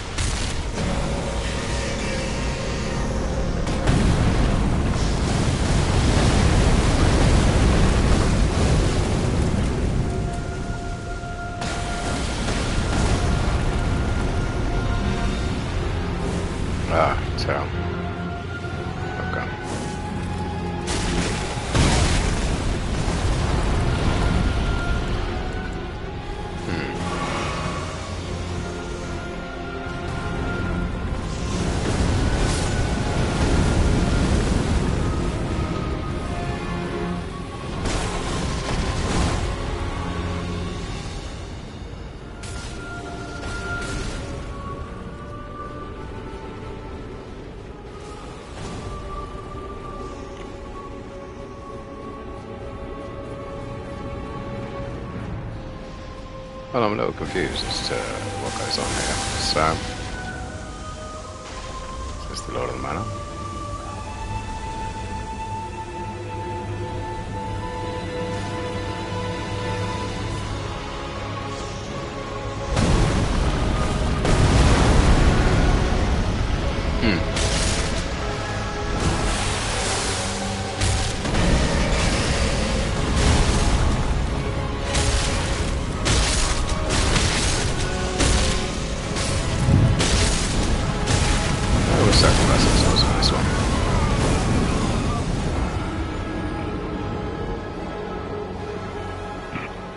Very interesting. At least now that we have that side of grace, we can go back to the earlier one, explore around a little bit.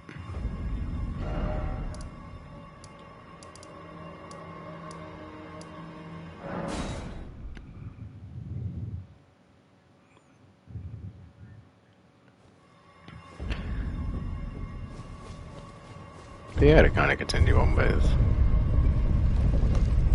what I was saying earlier on, it's been a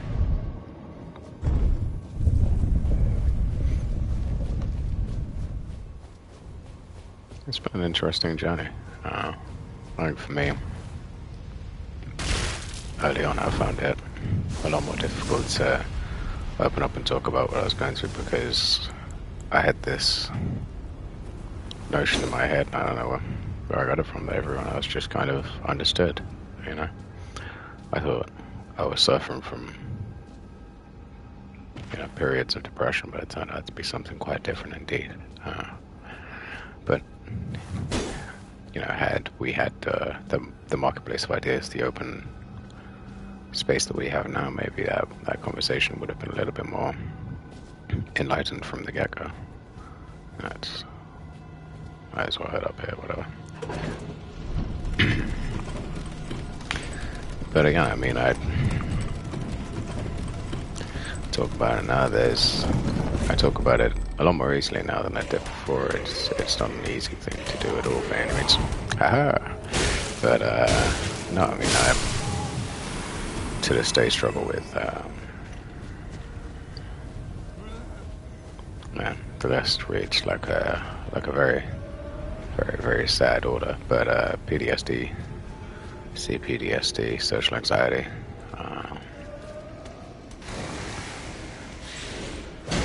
Regular anxiety, got ADHD symptoms. It's been difficult, but again that whole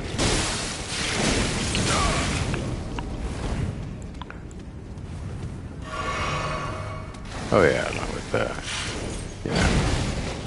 just genetic predisposition to depression. On top of that, I'm groovy.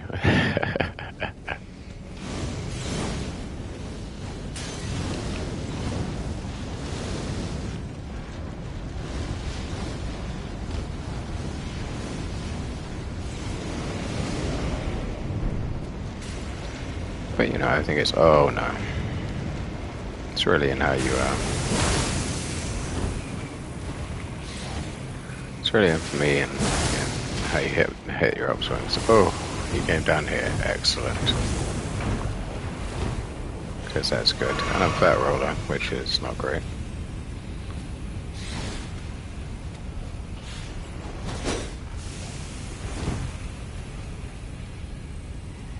And there are lots of snakes down there.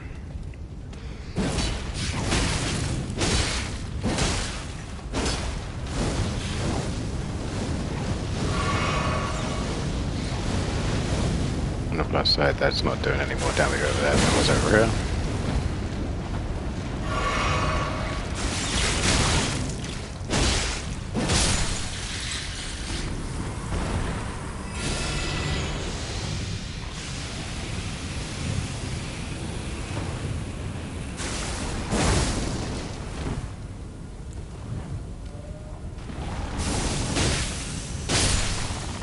Death Pestilence thing is incredibly useful.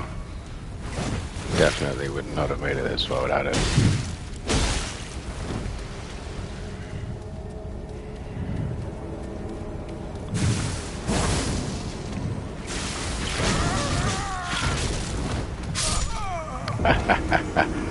Okay, well there's just one item left there, and then the boss is clearly something we're not ready for yet, so we'll hold back on that.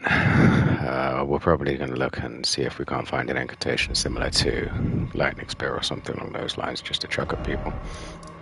Let's do something new. Let's do something different. I think that's what the doctor ordered. So we'll head to the plateau here now, I guess.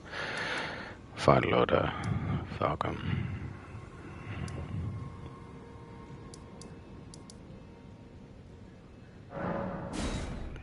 Let's go over here and have a look and see if there's anything new. But yeah, I think for me it's been more about managing those downswings. I learned recently that I was neurodivergent, which actually brought a surprising amount more boost to me than I thought it would. Hang on a second, something cool to show you guys here.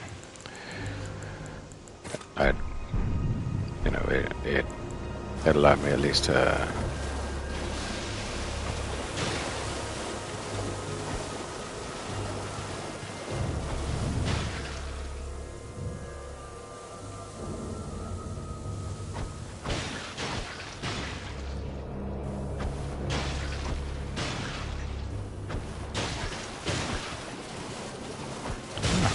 not. Oh, there we go.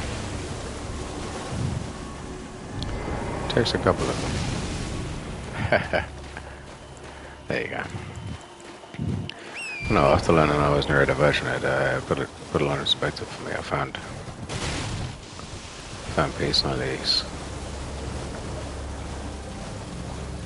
I found peace in in looking into what people like me were dealing with on the day-to-day, you know, I found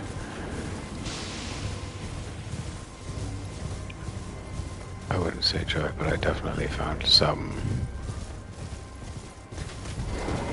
large level of peace. Come on.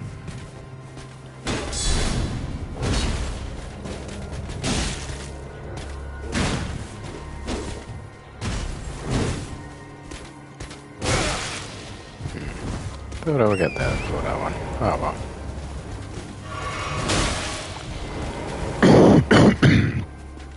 But no, since finding, apologies again, that was very, very loud. Yeah, since finding out that I was near a diversion, seeing what that meant for me, and shaped how I saw the world, you know, CPTSD is right up there on the high scale of neurodivergence, along with autism and a handful of other things. But when I realized that basic understanding of the way I see the world, it seems ridiculous to think that, you know, had this disconnect with the way that I see the world is not the same way other people see the world. I think I found that it became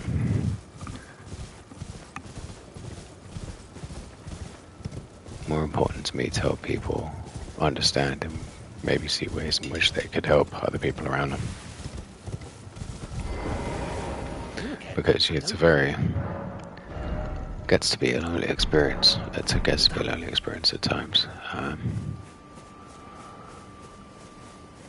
Especially, you know, in groups of friends that don't talk about these things. I found I had a lot of male friend groups when I moved to North America, more preoccupied on other things.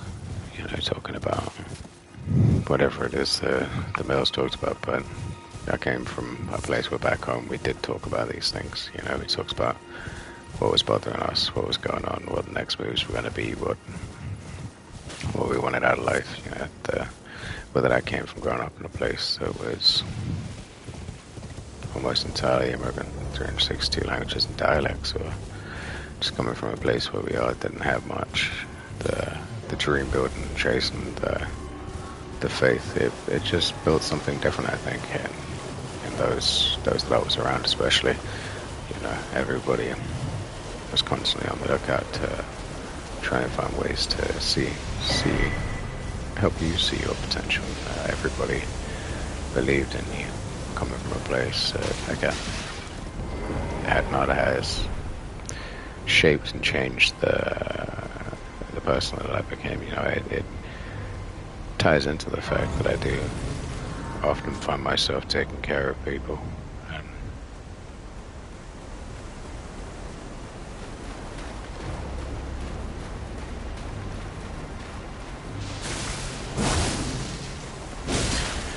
But again, it comes from having that sense of pride, you know, where I grew up, the local community was important.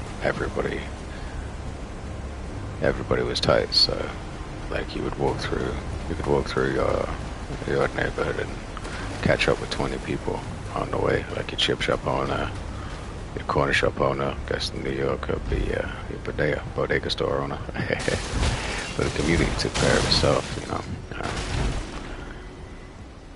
That wasn't the case kind of when I came out here, and my displacement trauma has a lot to answer for in my not understanding how the world worked over here and having less and less people to teach me over time. And, you know, no one really willing to take a chance on the strange person, the person that's not like them. So,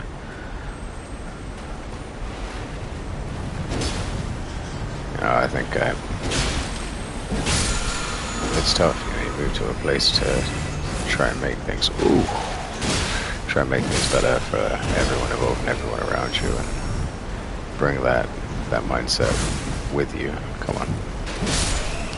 And yet, you know, there's nobody there to teach you or guide you or show you the way.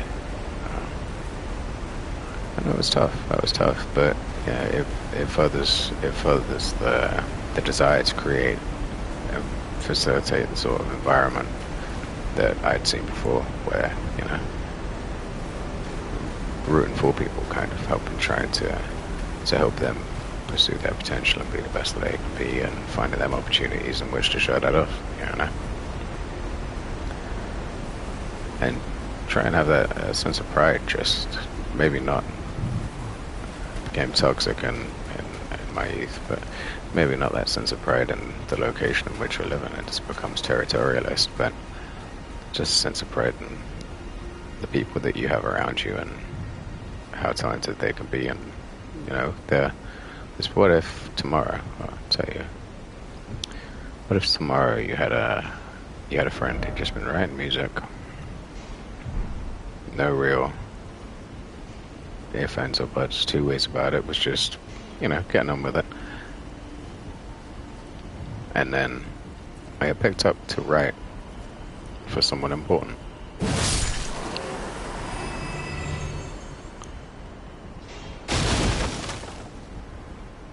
The opportunities then presented to them, and by extension to the people who supported them, you know, the advice that they can give you is drastically different.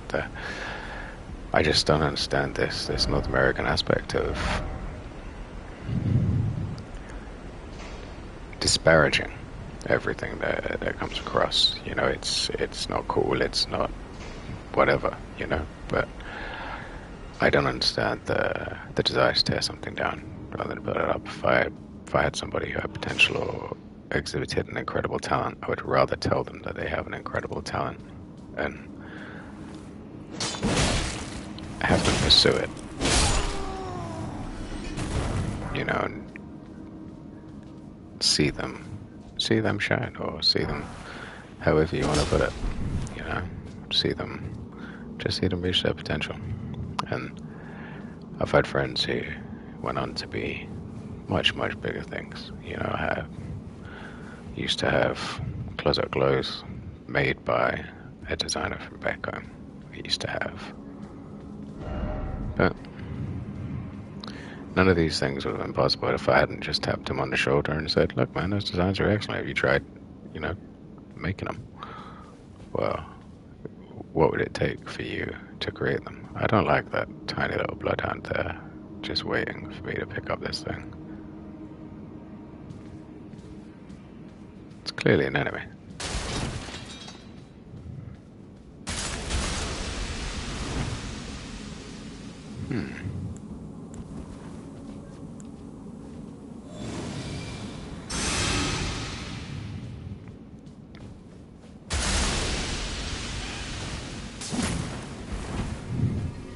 There you go.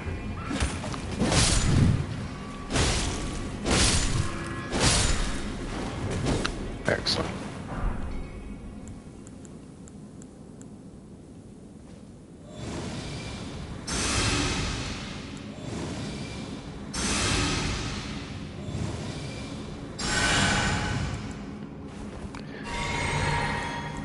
Oh, got our healing back up. So, let's go. Continue onwards.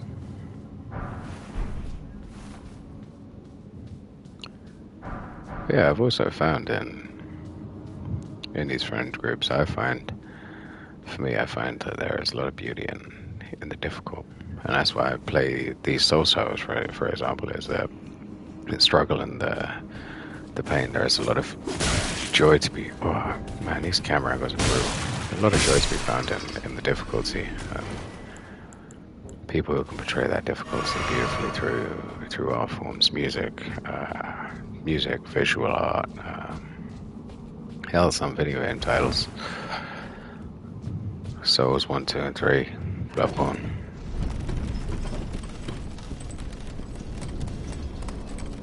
Damn it. A couple of items.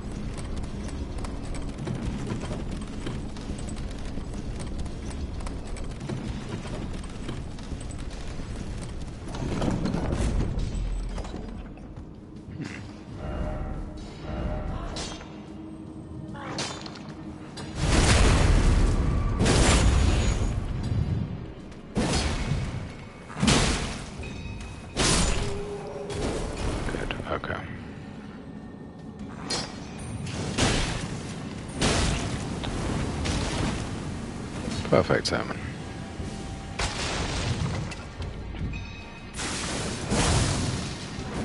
Yeah, excellent. That was a little brave, but we'll continue. But yeah, I found, especially amongst my unfortunate people who are struggling, especially with,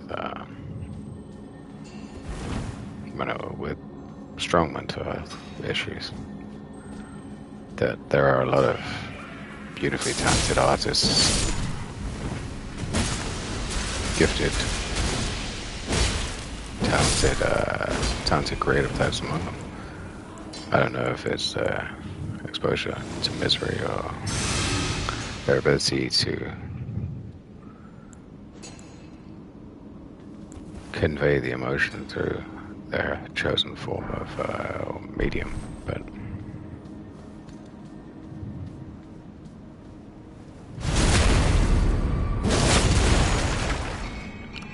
I also find that a lot of the art, some of the art that I've seen, has been in private collections due to a fear or that anxiety of not wanting to share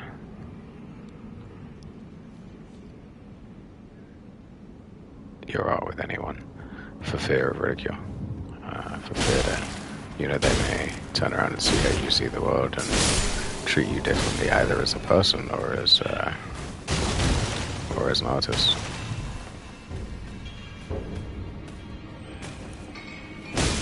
I mean, I know now that I've been different for a long time, so getting the neurodivergent diagnosis for me was excellent. It allowed me to reconcile what I knew was going on in my mind with what was going on outside of it, what I was seeing in the real world, the physical, and that really helped. I think there's a lot of fear that's involved with, especially when you go with, you feel down or you have these long periods of difficulty or where you're struggling.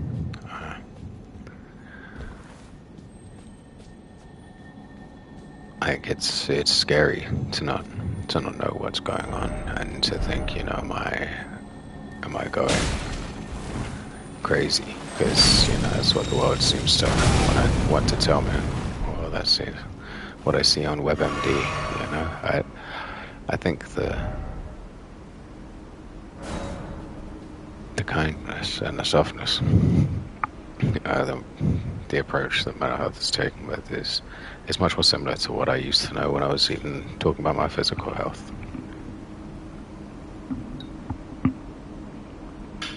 As a young lad, I had a doctor who changed my opinion on on doctors. She was wonderful, but she definitely took the approach that mental health practitioners take when handling physical health. Just kind and open, and I'm forever thankful to her. But it's regardless of whether or not I knew it, she actually was my first introduction to mental health. Guided me, coached me, and took me through therapy for something that changed me. And I think that aspect in the healthcare is what's really been missing. There's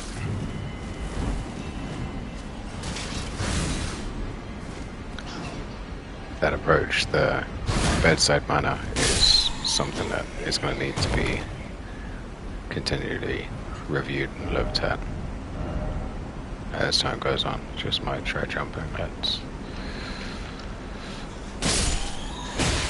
There's 2 more upstairs.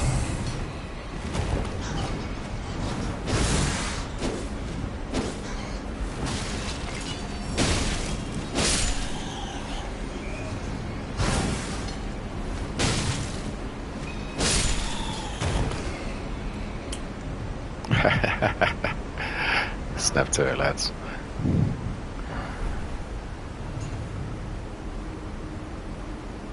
But no, what I want to continue on to say is that That was weird. Blacksmith. Guess it's time to jump off. Yeah, I think the... Oh, it's not, it's just the mine. Although, this might be the painter's area.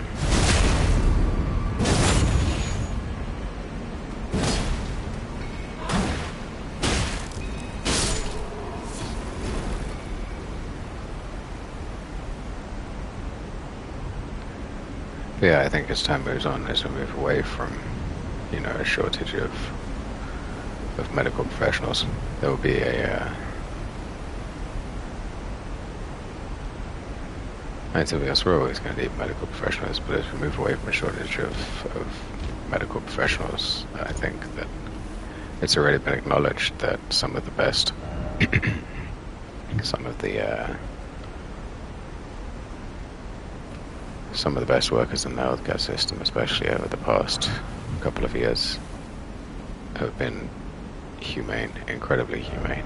You know, the people who really have tried to make the environment a better place for everyone are the people who we really want to be leading us into the next phase of our existence, I think.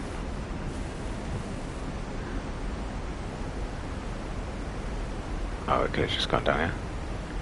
Oh, that's disappointing.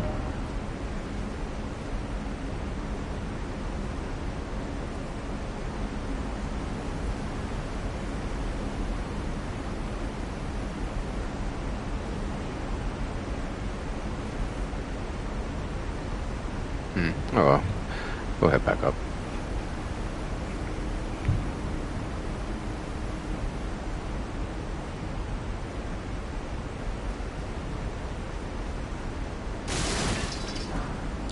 Yeah, I think, you know, to follow on from this topic, I think what I was actually getting towards, sorry, my mind likes to wander sometimes, is, you know, there are a million doctors out there, and you are entitled to second opinions, so let me just figure out what I'm doing here. There you go. Yes, but as we move away from a shortage of medical professionals, you do have the right to choose your own medical care and take care of things that are important to you. So if you have a doctor who is against prescribing you therapy or finding something, wonderful.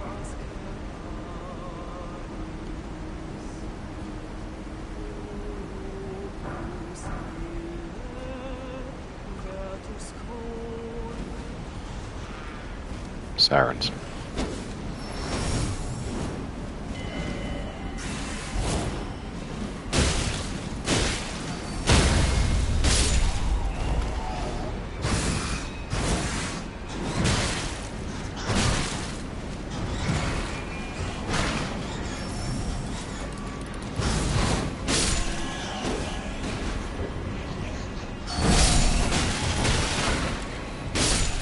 There we go.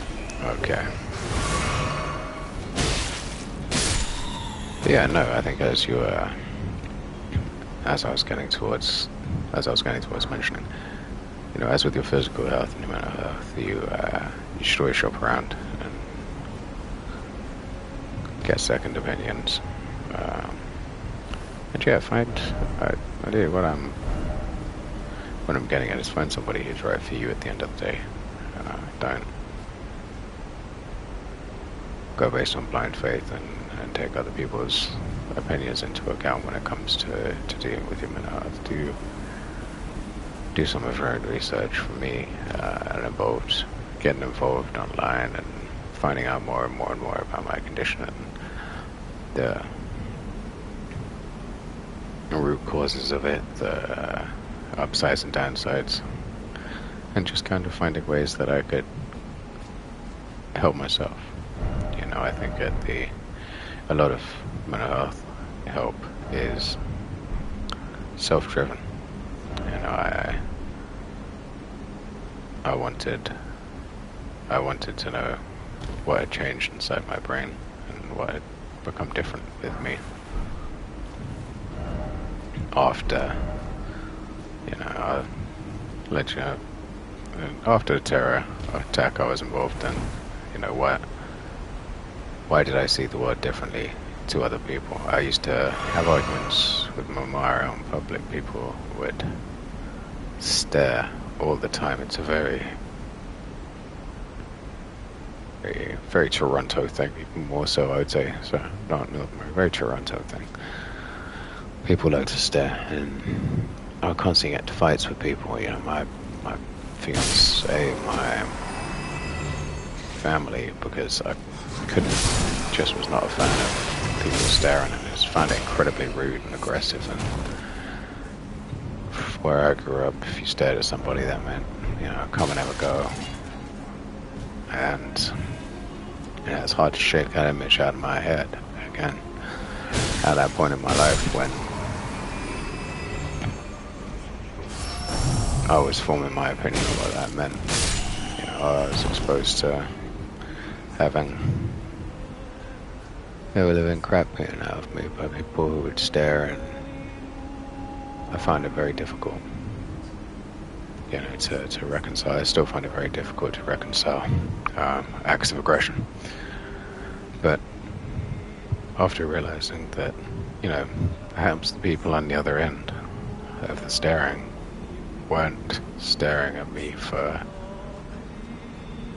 aggressive reasons. Perhaps they were just lost in their own thought, and their eyes came to lay to rest on me, and by in fact making the situation worse in an attempt to find finality. That the danger of black and white thinking is ever present, especially with needing to find a resolution to things either are or they're not. Let's deal with this first.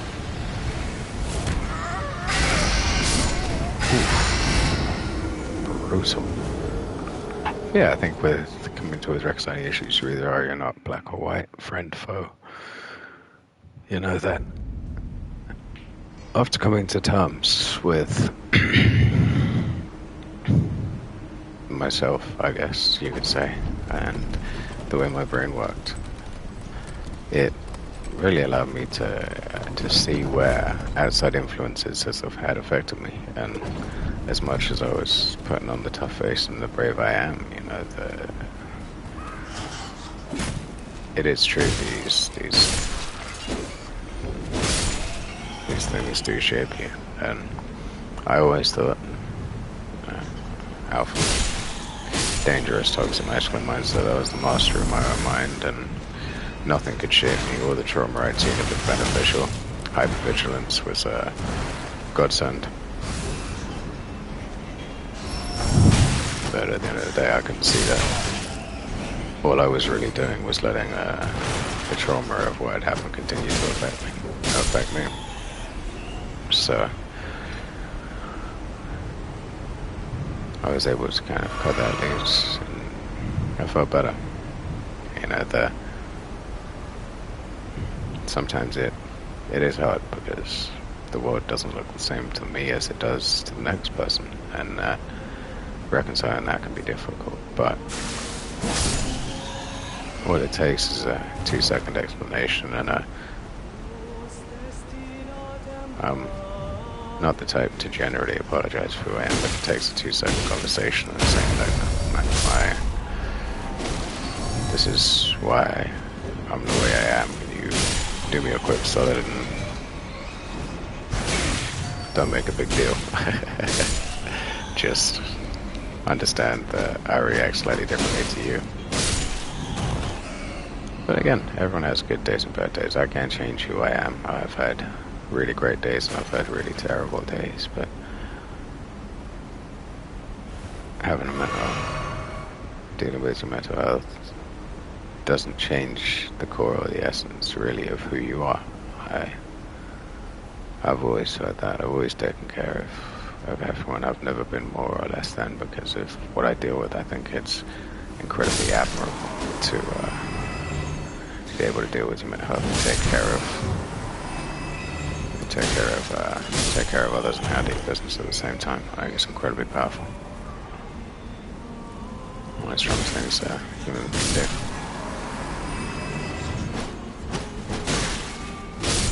Stand strong against the fire and all that. But don't get me wrong, I don't romanticize the idea of having to deal with this at all. It's not easy. You know, could do without the night terrors, could do without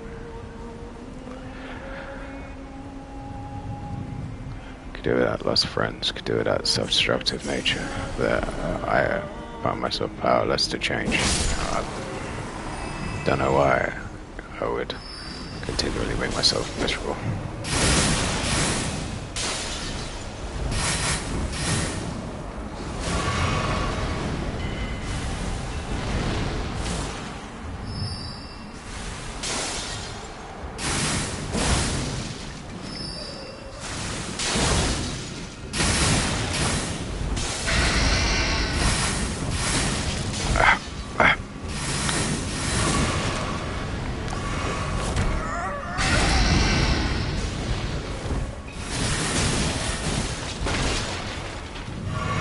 Okay, let's go back.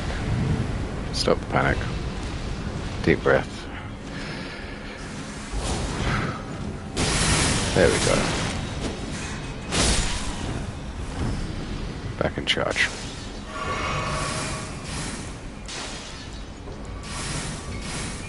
Take a second. Heal.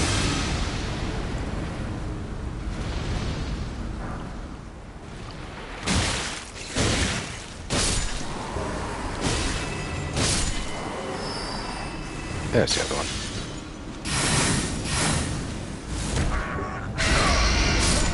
Oh, that's tough. We may need to summon somebody to help us in that area. Find the summoning pool and get it active. I'm just going to take a quick break, stretch my legs. I'll be back in about 5-10 minutes.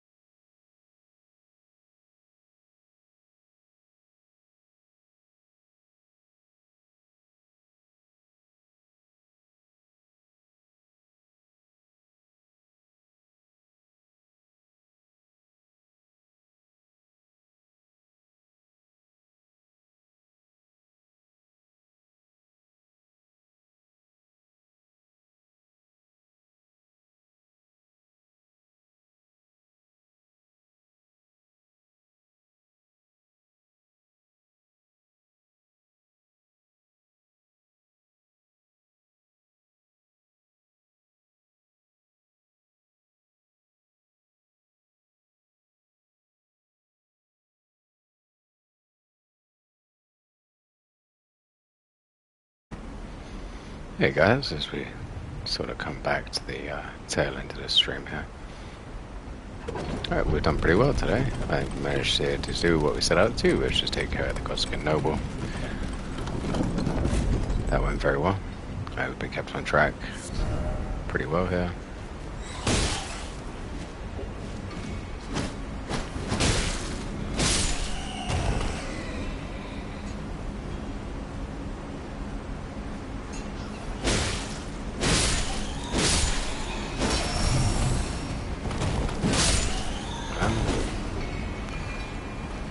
Excellent. Okay. Yeah, no, we've been kept on track pretty well here. We've had a chance to sort of talk a little bit. I say a little bit, we've been talking for 2 hours now. So I just wanted to kind of wind down the stream. See if we can't make it to the next boss, and then we'll cut that one off for the next stream. Give you guys a reason to come back.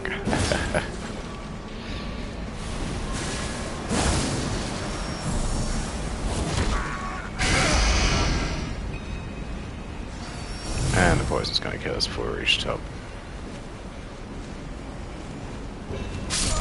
There we go. Oh well, could be worse.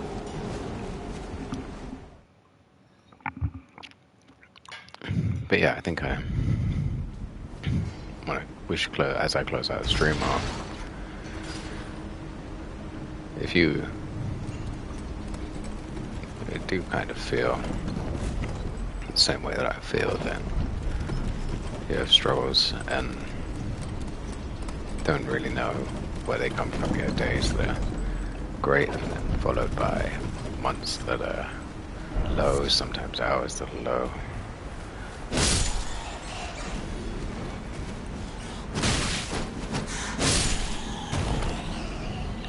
You know, and you find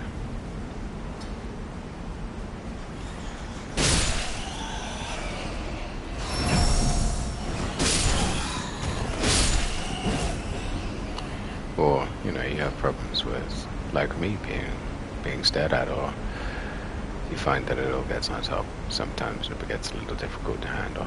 For me, what actually led me to therapy with struggles that I was having with addiction, with addiction, anger management issues, an intensely strong vision of social justice and how I thought the world should work. As a result, that wasn't met to say. It was difficult to reconcile, and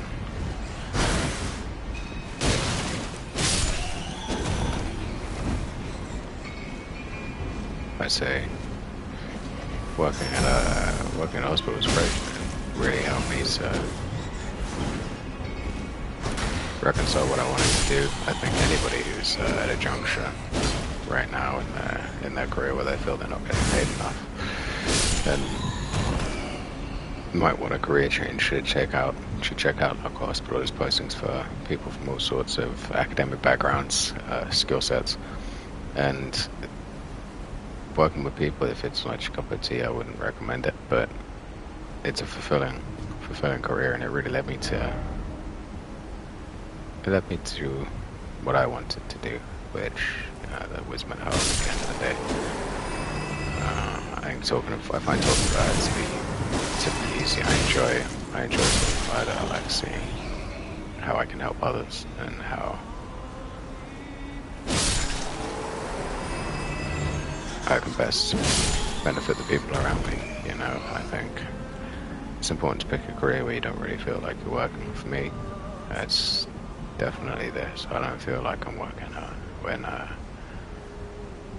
I'm opening up and talking to you guys, when I talk to people and, you know, counsel them and listen to their issues. It doesn't really feel like work to me. I enjoy taking the time out of my day to listen to others. You know, it's my most recent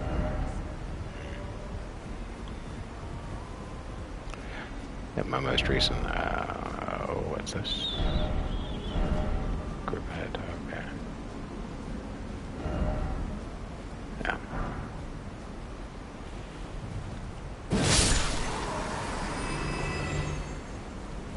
Let's take these ones out, otherwise he will heal himself.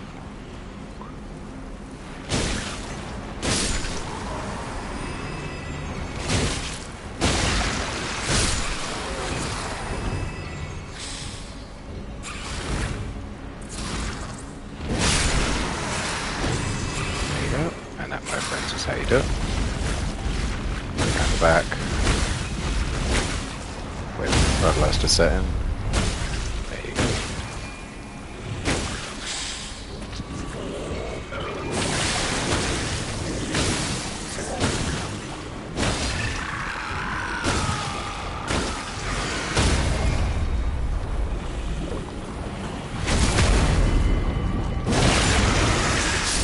There you go.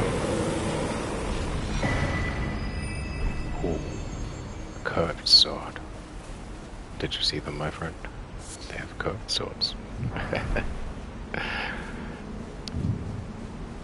Excellent. Okay.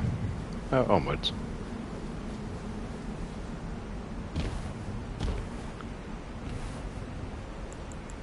Okay, so still got some of the steed here, so...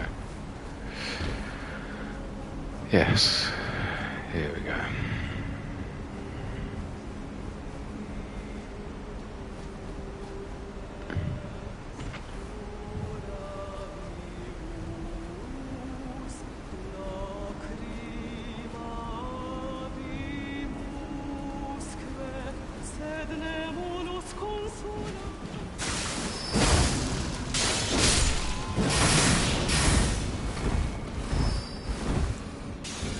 I was hiding this whole time. Interesting.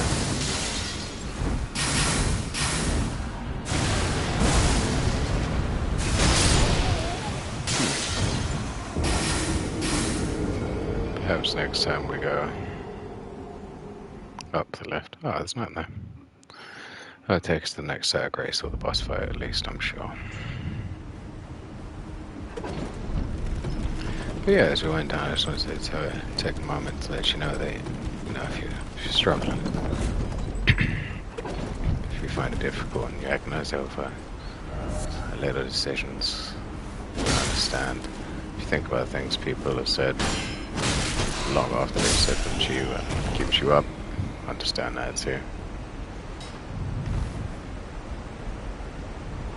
You know, if you... For me, one of the worst was post-trauma. I was dealing with PTSD and struggling and hearing, you know, loud noises, car horns all the time. I found that my mind had often wandered to trying to reconcile issues that hadn't even happened yet, you know, to prevent any sort of surprise in the future.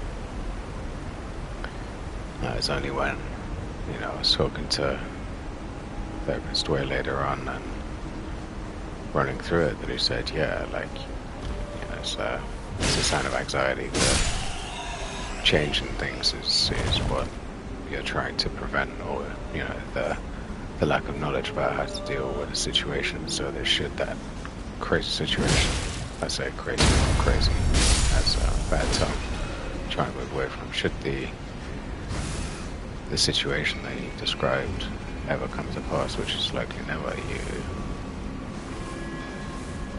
you know how to deal with it. You know, I found in certain situations that was beneficial. In certain situations, yeah, I definitely found that was beneficial. You know, it makes you more adapted to change, for sure.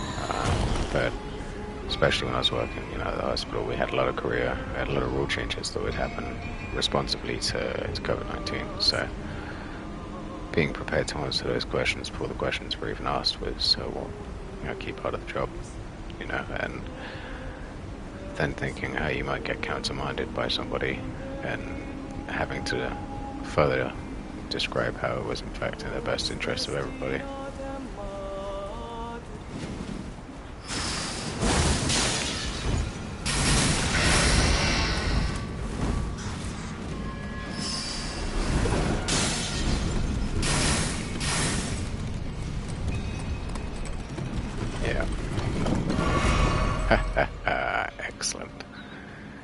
that one was him.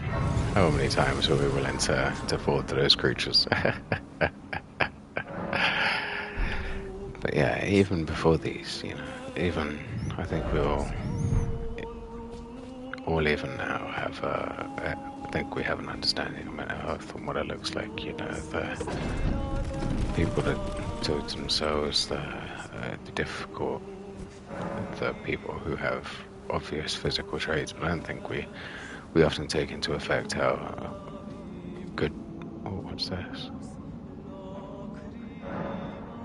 No, I don't think that we take into account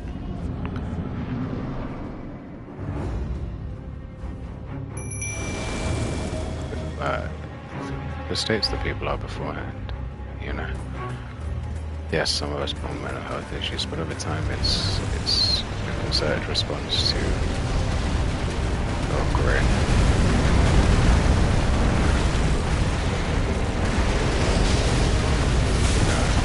Lifetimes worth of external stimuli. Wow, one drop. Okay, well he's weak, but we just have to stay out of the way of the attacks, so we'll have to keep an eye on which side is safe. We'll likely go the same side with the sword, as when he raises it, he spins in a circle, so summons are doing a lot of damage.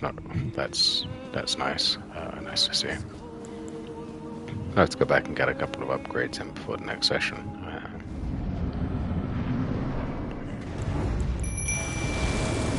Definitely want to try out that the new weapon, the Relayed Crowtail.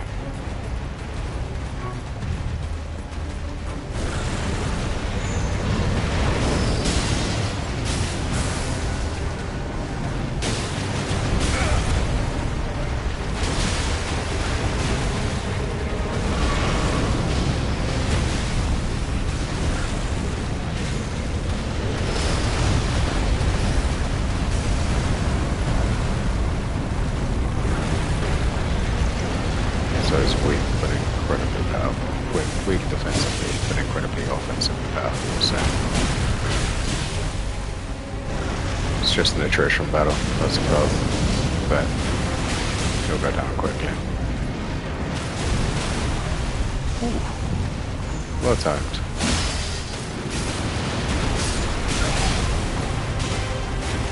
Not so much that time, but okay.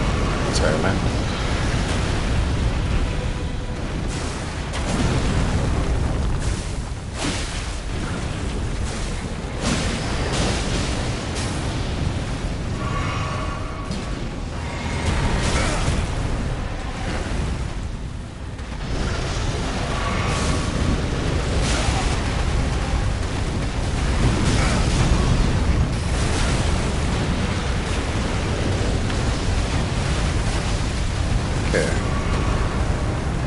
Back up and try again.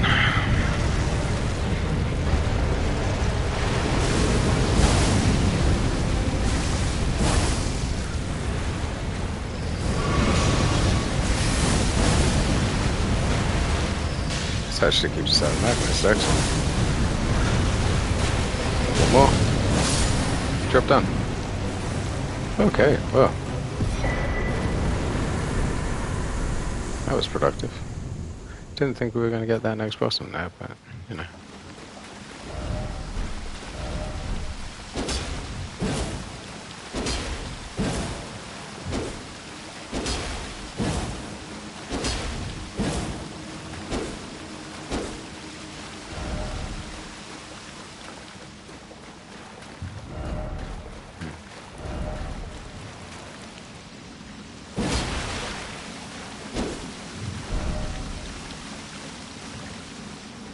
Okay. We'll head on.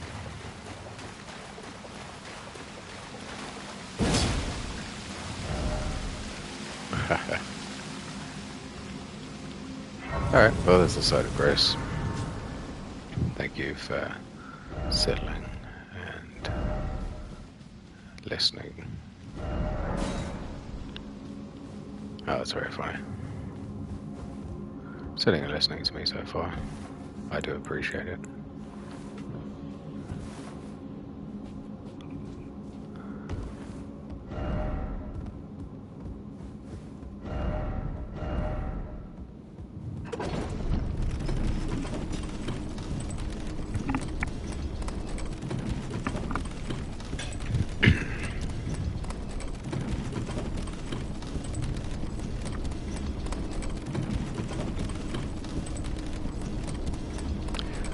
But yeah, as we ride on up out of this difficult boss fight.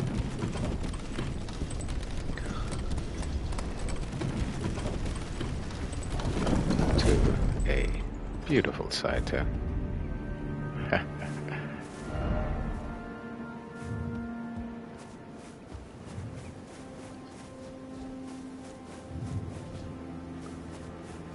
As we come on out to a beautiful sunrise here, I think.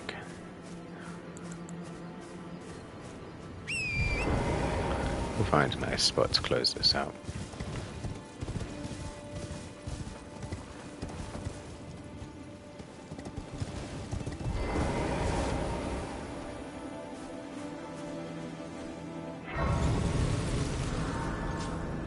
Oh, there you go. Got enough for a level up.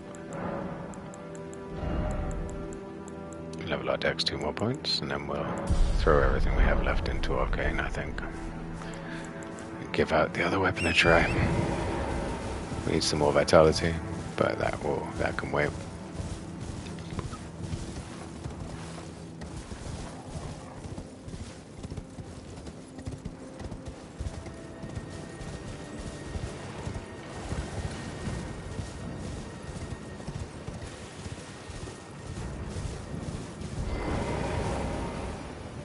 Yeah, I think that's where we'll hold it for today. So, let's cover what we've covered in the stream. Firstly, if you're struggling with any sort of mental health issues, reach out to... Yeah, you can feel free to reach out to me. I can point you in the direction of some good help. So, great course by Gamers by Depression versus Depression right now that points out the different varying stages of mental health and how you can help people seek help. Right now in Canada, there's a huge wave of therapy, but counseling is another option. It's where you go to see a counselor and they just listen to what's going on in your life and offer you opinions, similar to therapy, but without the underlying basis of trying to put you into a diagnosis situation and hand you drugs, which is nice. I found. For me, counselling was incredibly helpful. Grief counsellors, trauma counsellors, and all the rest of it. Where did we go next? Yeah, as we come out the tail end of the past couple of years, relationships have changed, the state of the world has changed, and so as we go back into it, just be aware that, people have changed over the past couple of years, and the world has changed too, so take it slowly, be careful, be kind, and show a genuine interest in the person that has changed in front of you. Accept them for who they are, and everything will go a lot smoother. Yeah, reach out to friends and family. Let them know that they're cared for, loved, and try and facilitate more than that skin deep conversation that you have on the regular daily basis. I have made an attempt now in my life to try and stop and tell people when things have gone well. I like to tell people that their cooking is incredible. I like to acknowledge moments of brilliance and find pieces of art, great songs. I leave long comments on social media now so that I can get that thought out of my head and not think about it again as time goes on afterwards. It's a nice way of compartmentalizing some of the anxiety and ADHD, and the world is so interesting, even for those without struggling, not without struggling, but without mental health issues, the world is such a beautiful and interesting place, and I'm very thankful that I find myself constantly getting distracted by interesting things. Yeah, sure, it might take away from my productivity sometimes, but the world's out there to be enjoyed, and it truly is beautiful. So again, if you find yourself in any of the things that I've been saying, or, just been along for the ride, do look and see if you can find someone to confide in and build that relationship with, because getting things off your chest is important, that second opinion is important, and at our basis we're all social creatures, so. Be kind to one another, take care of one another, and catch you all later. Cheers.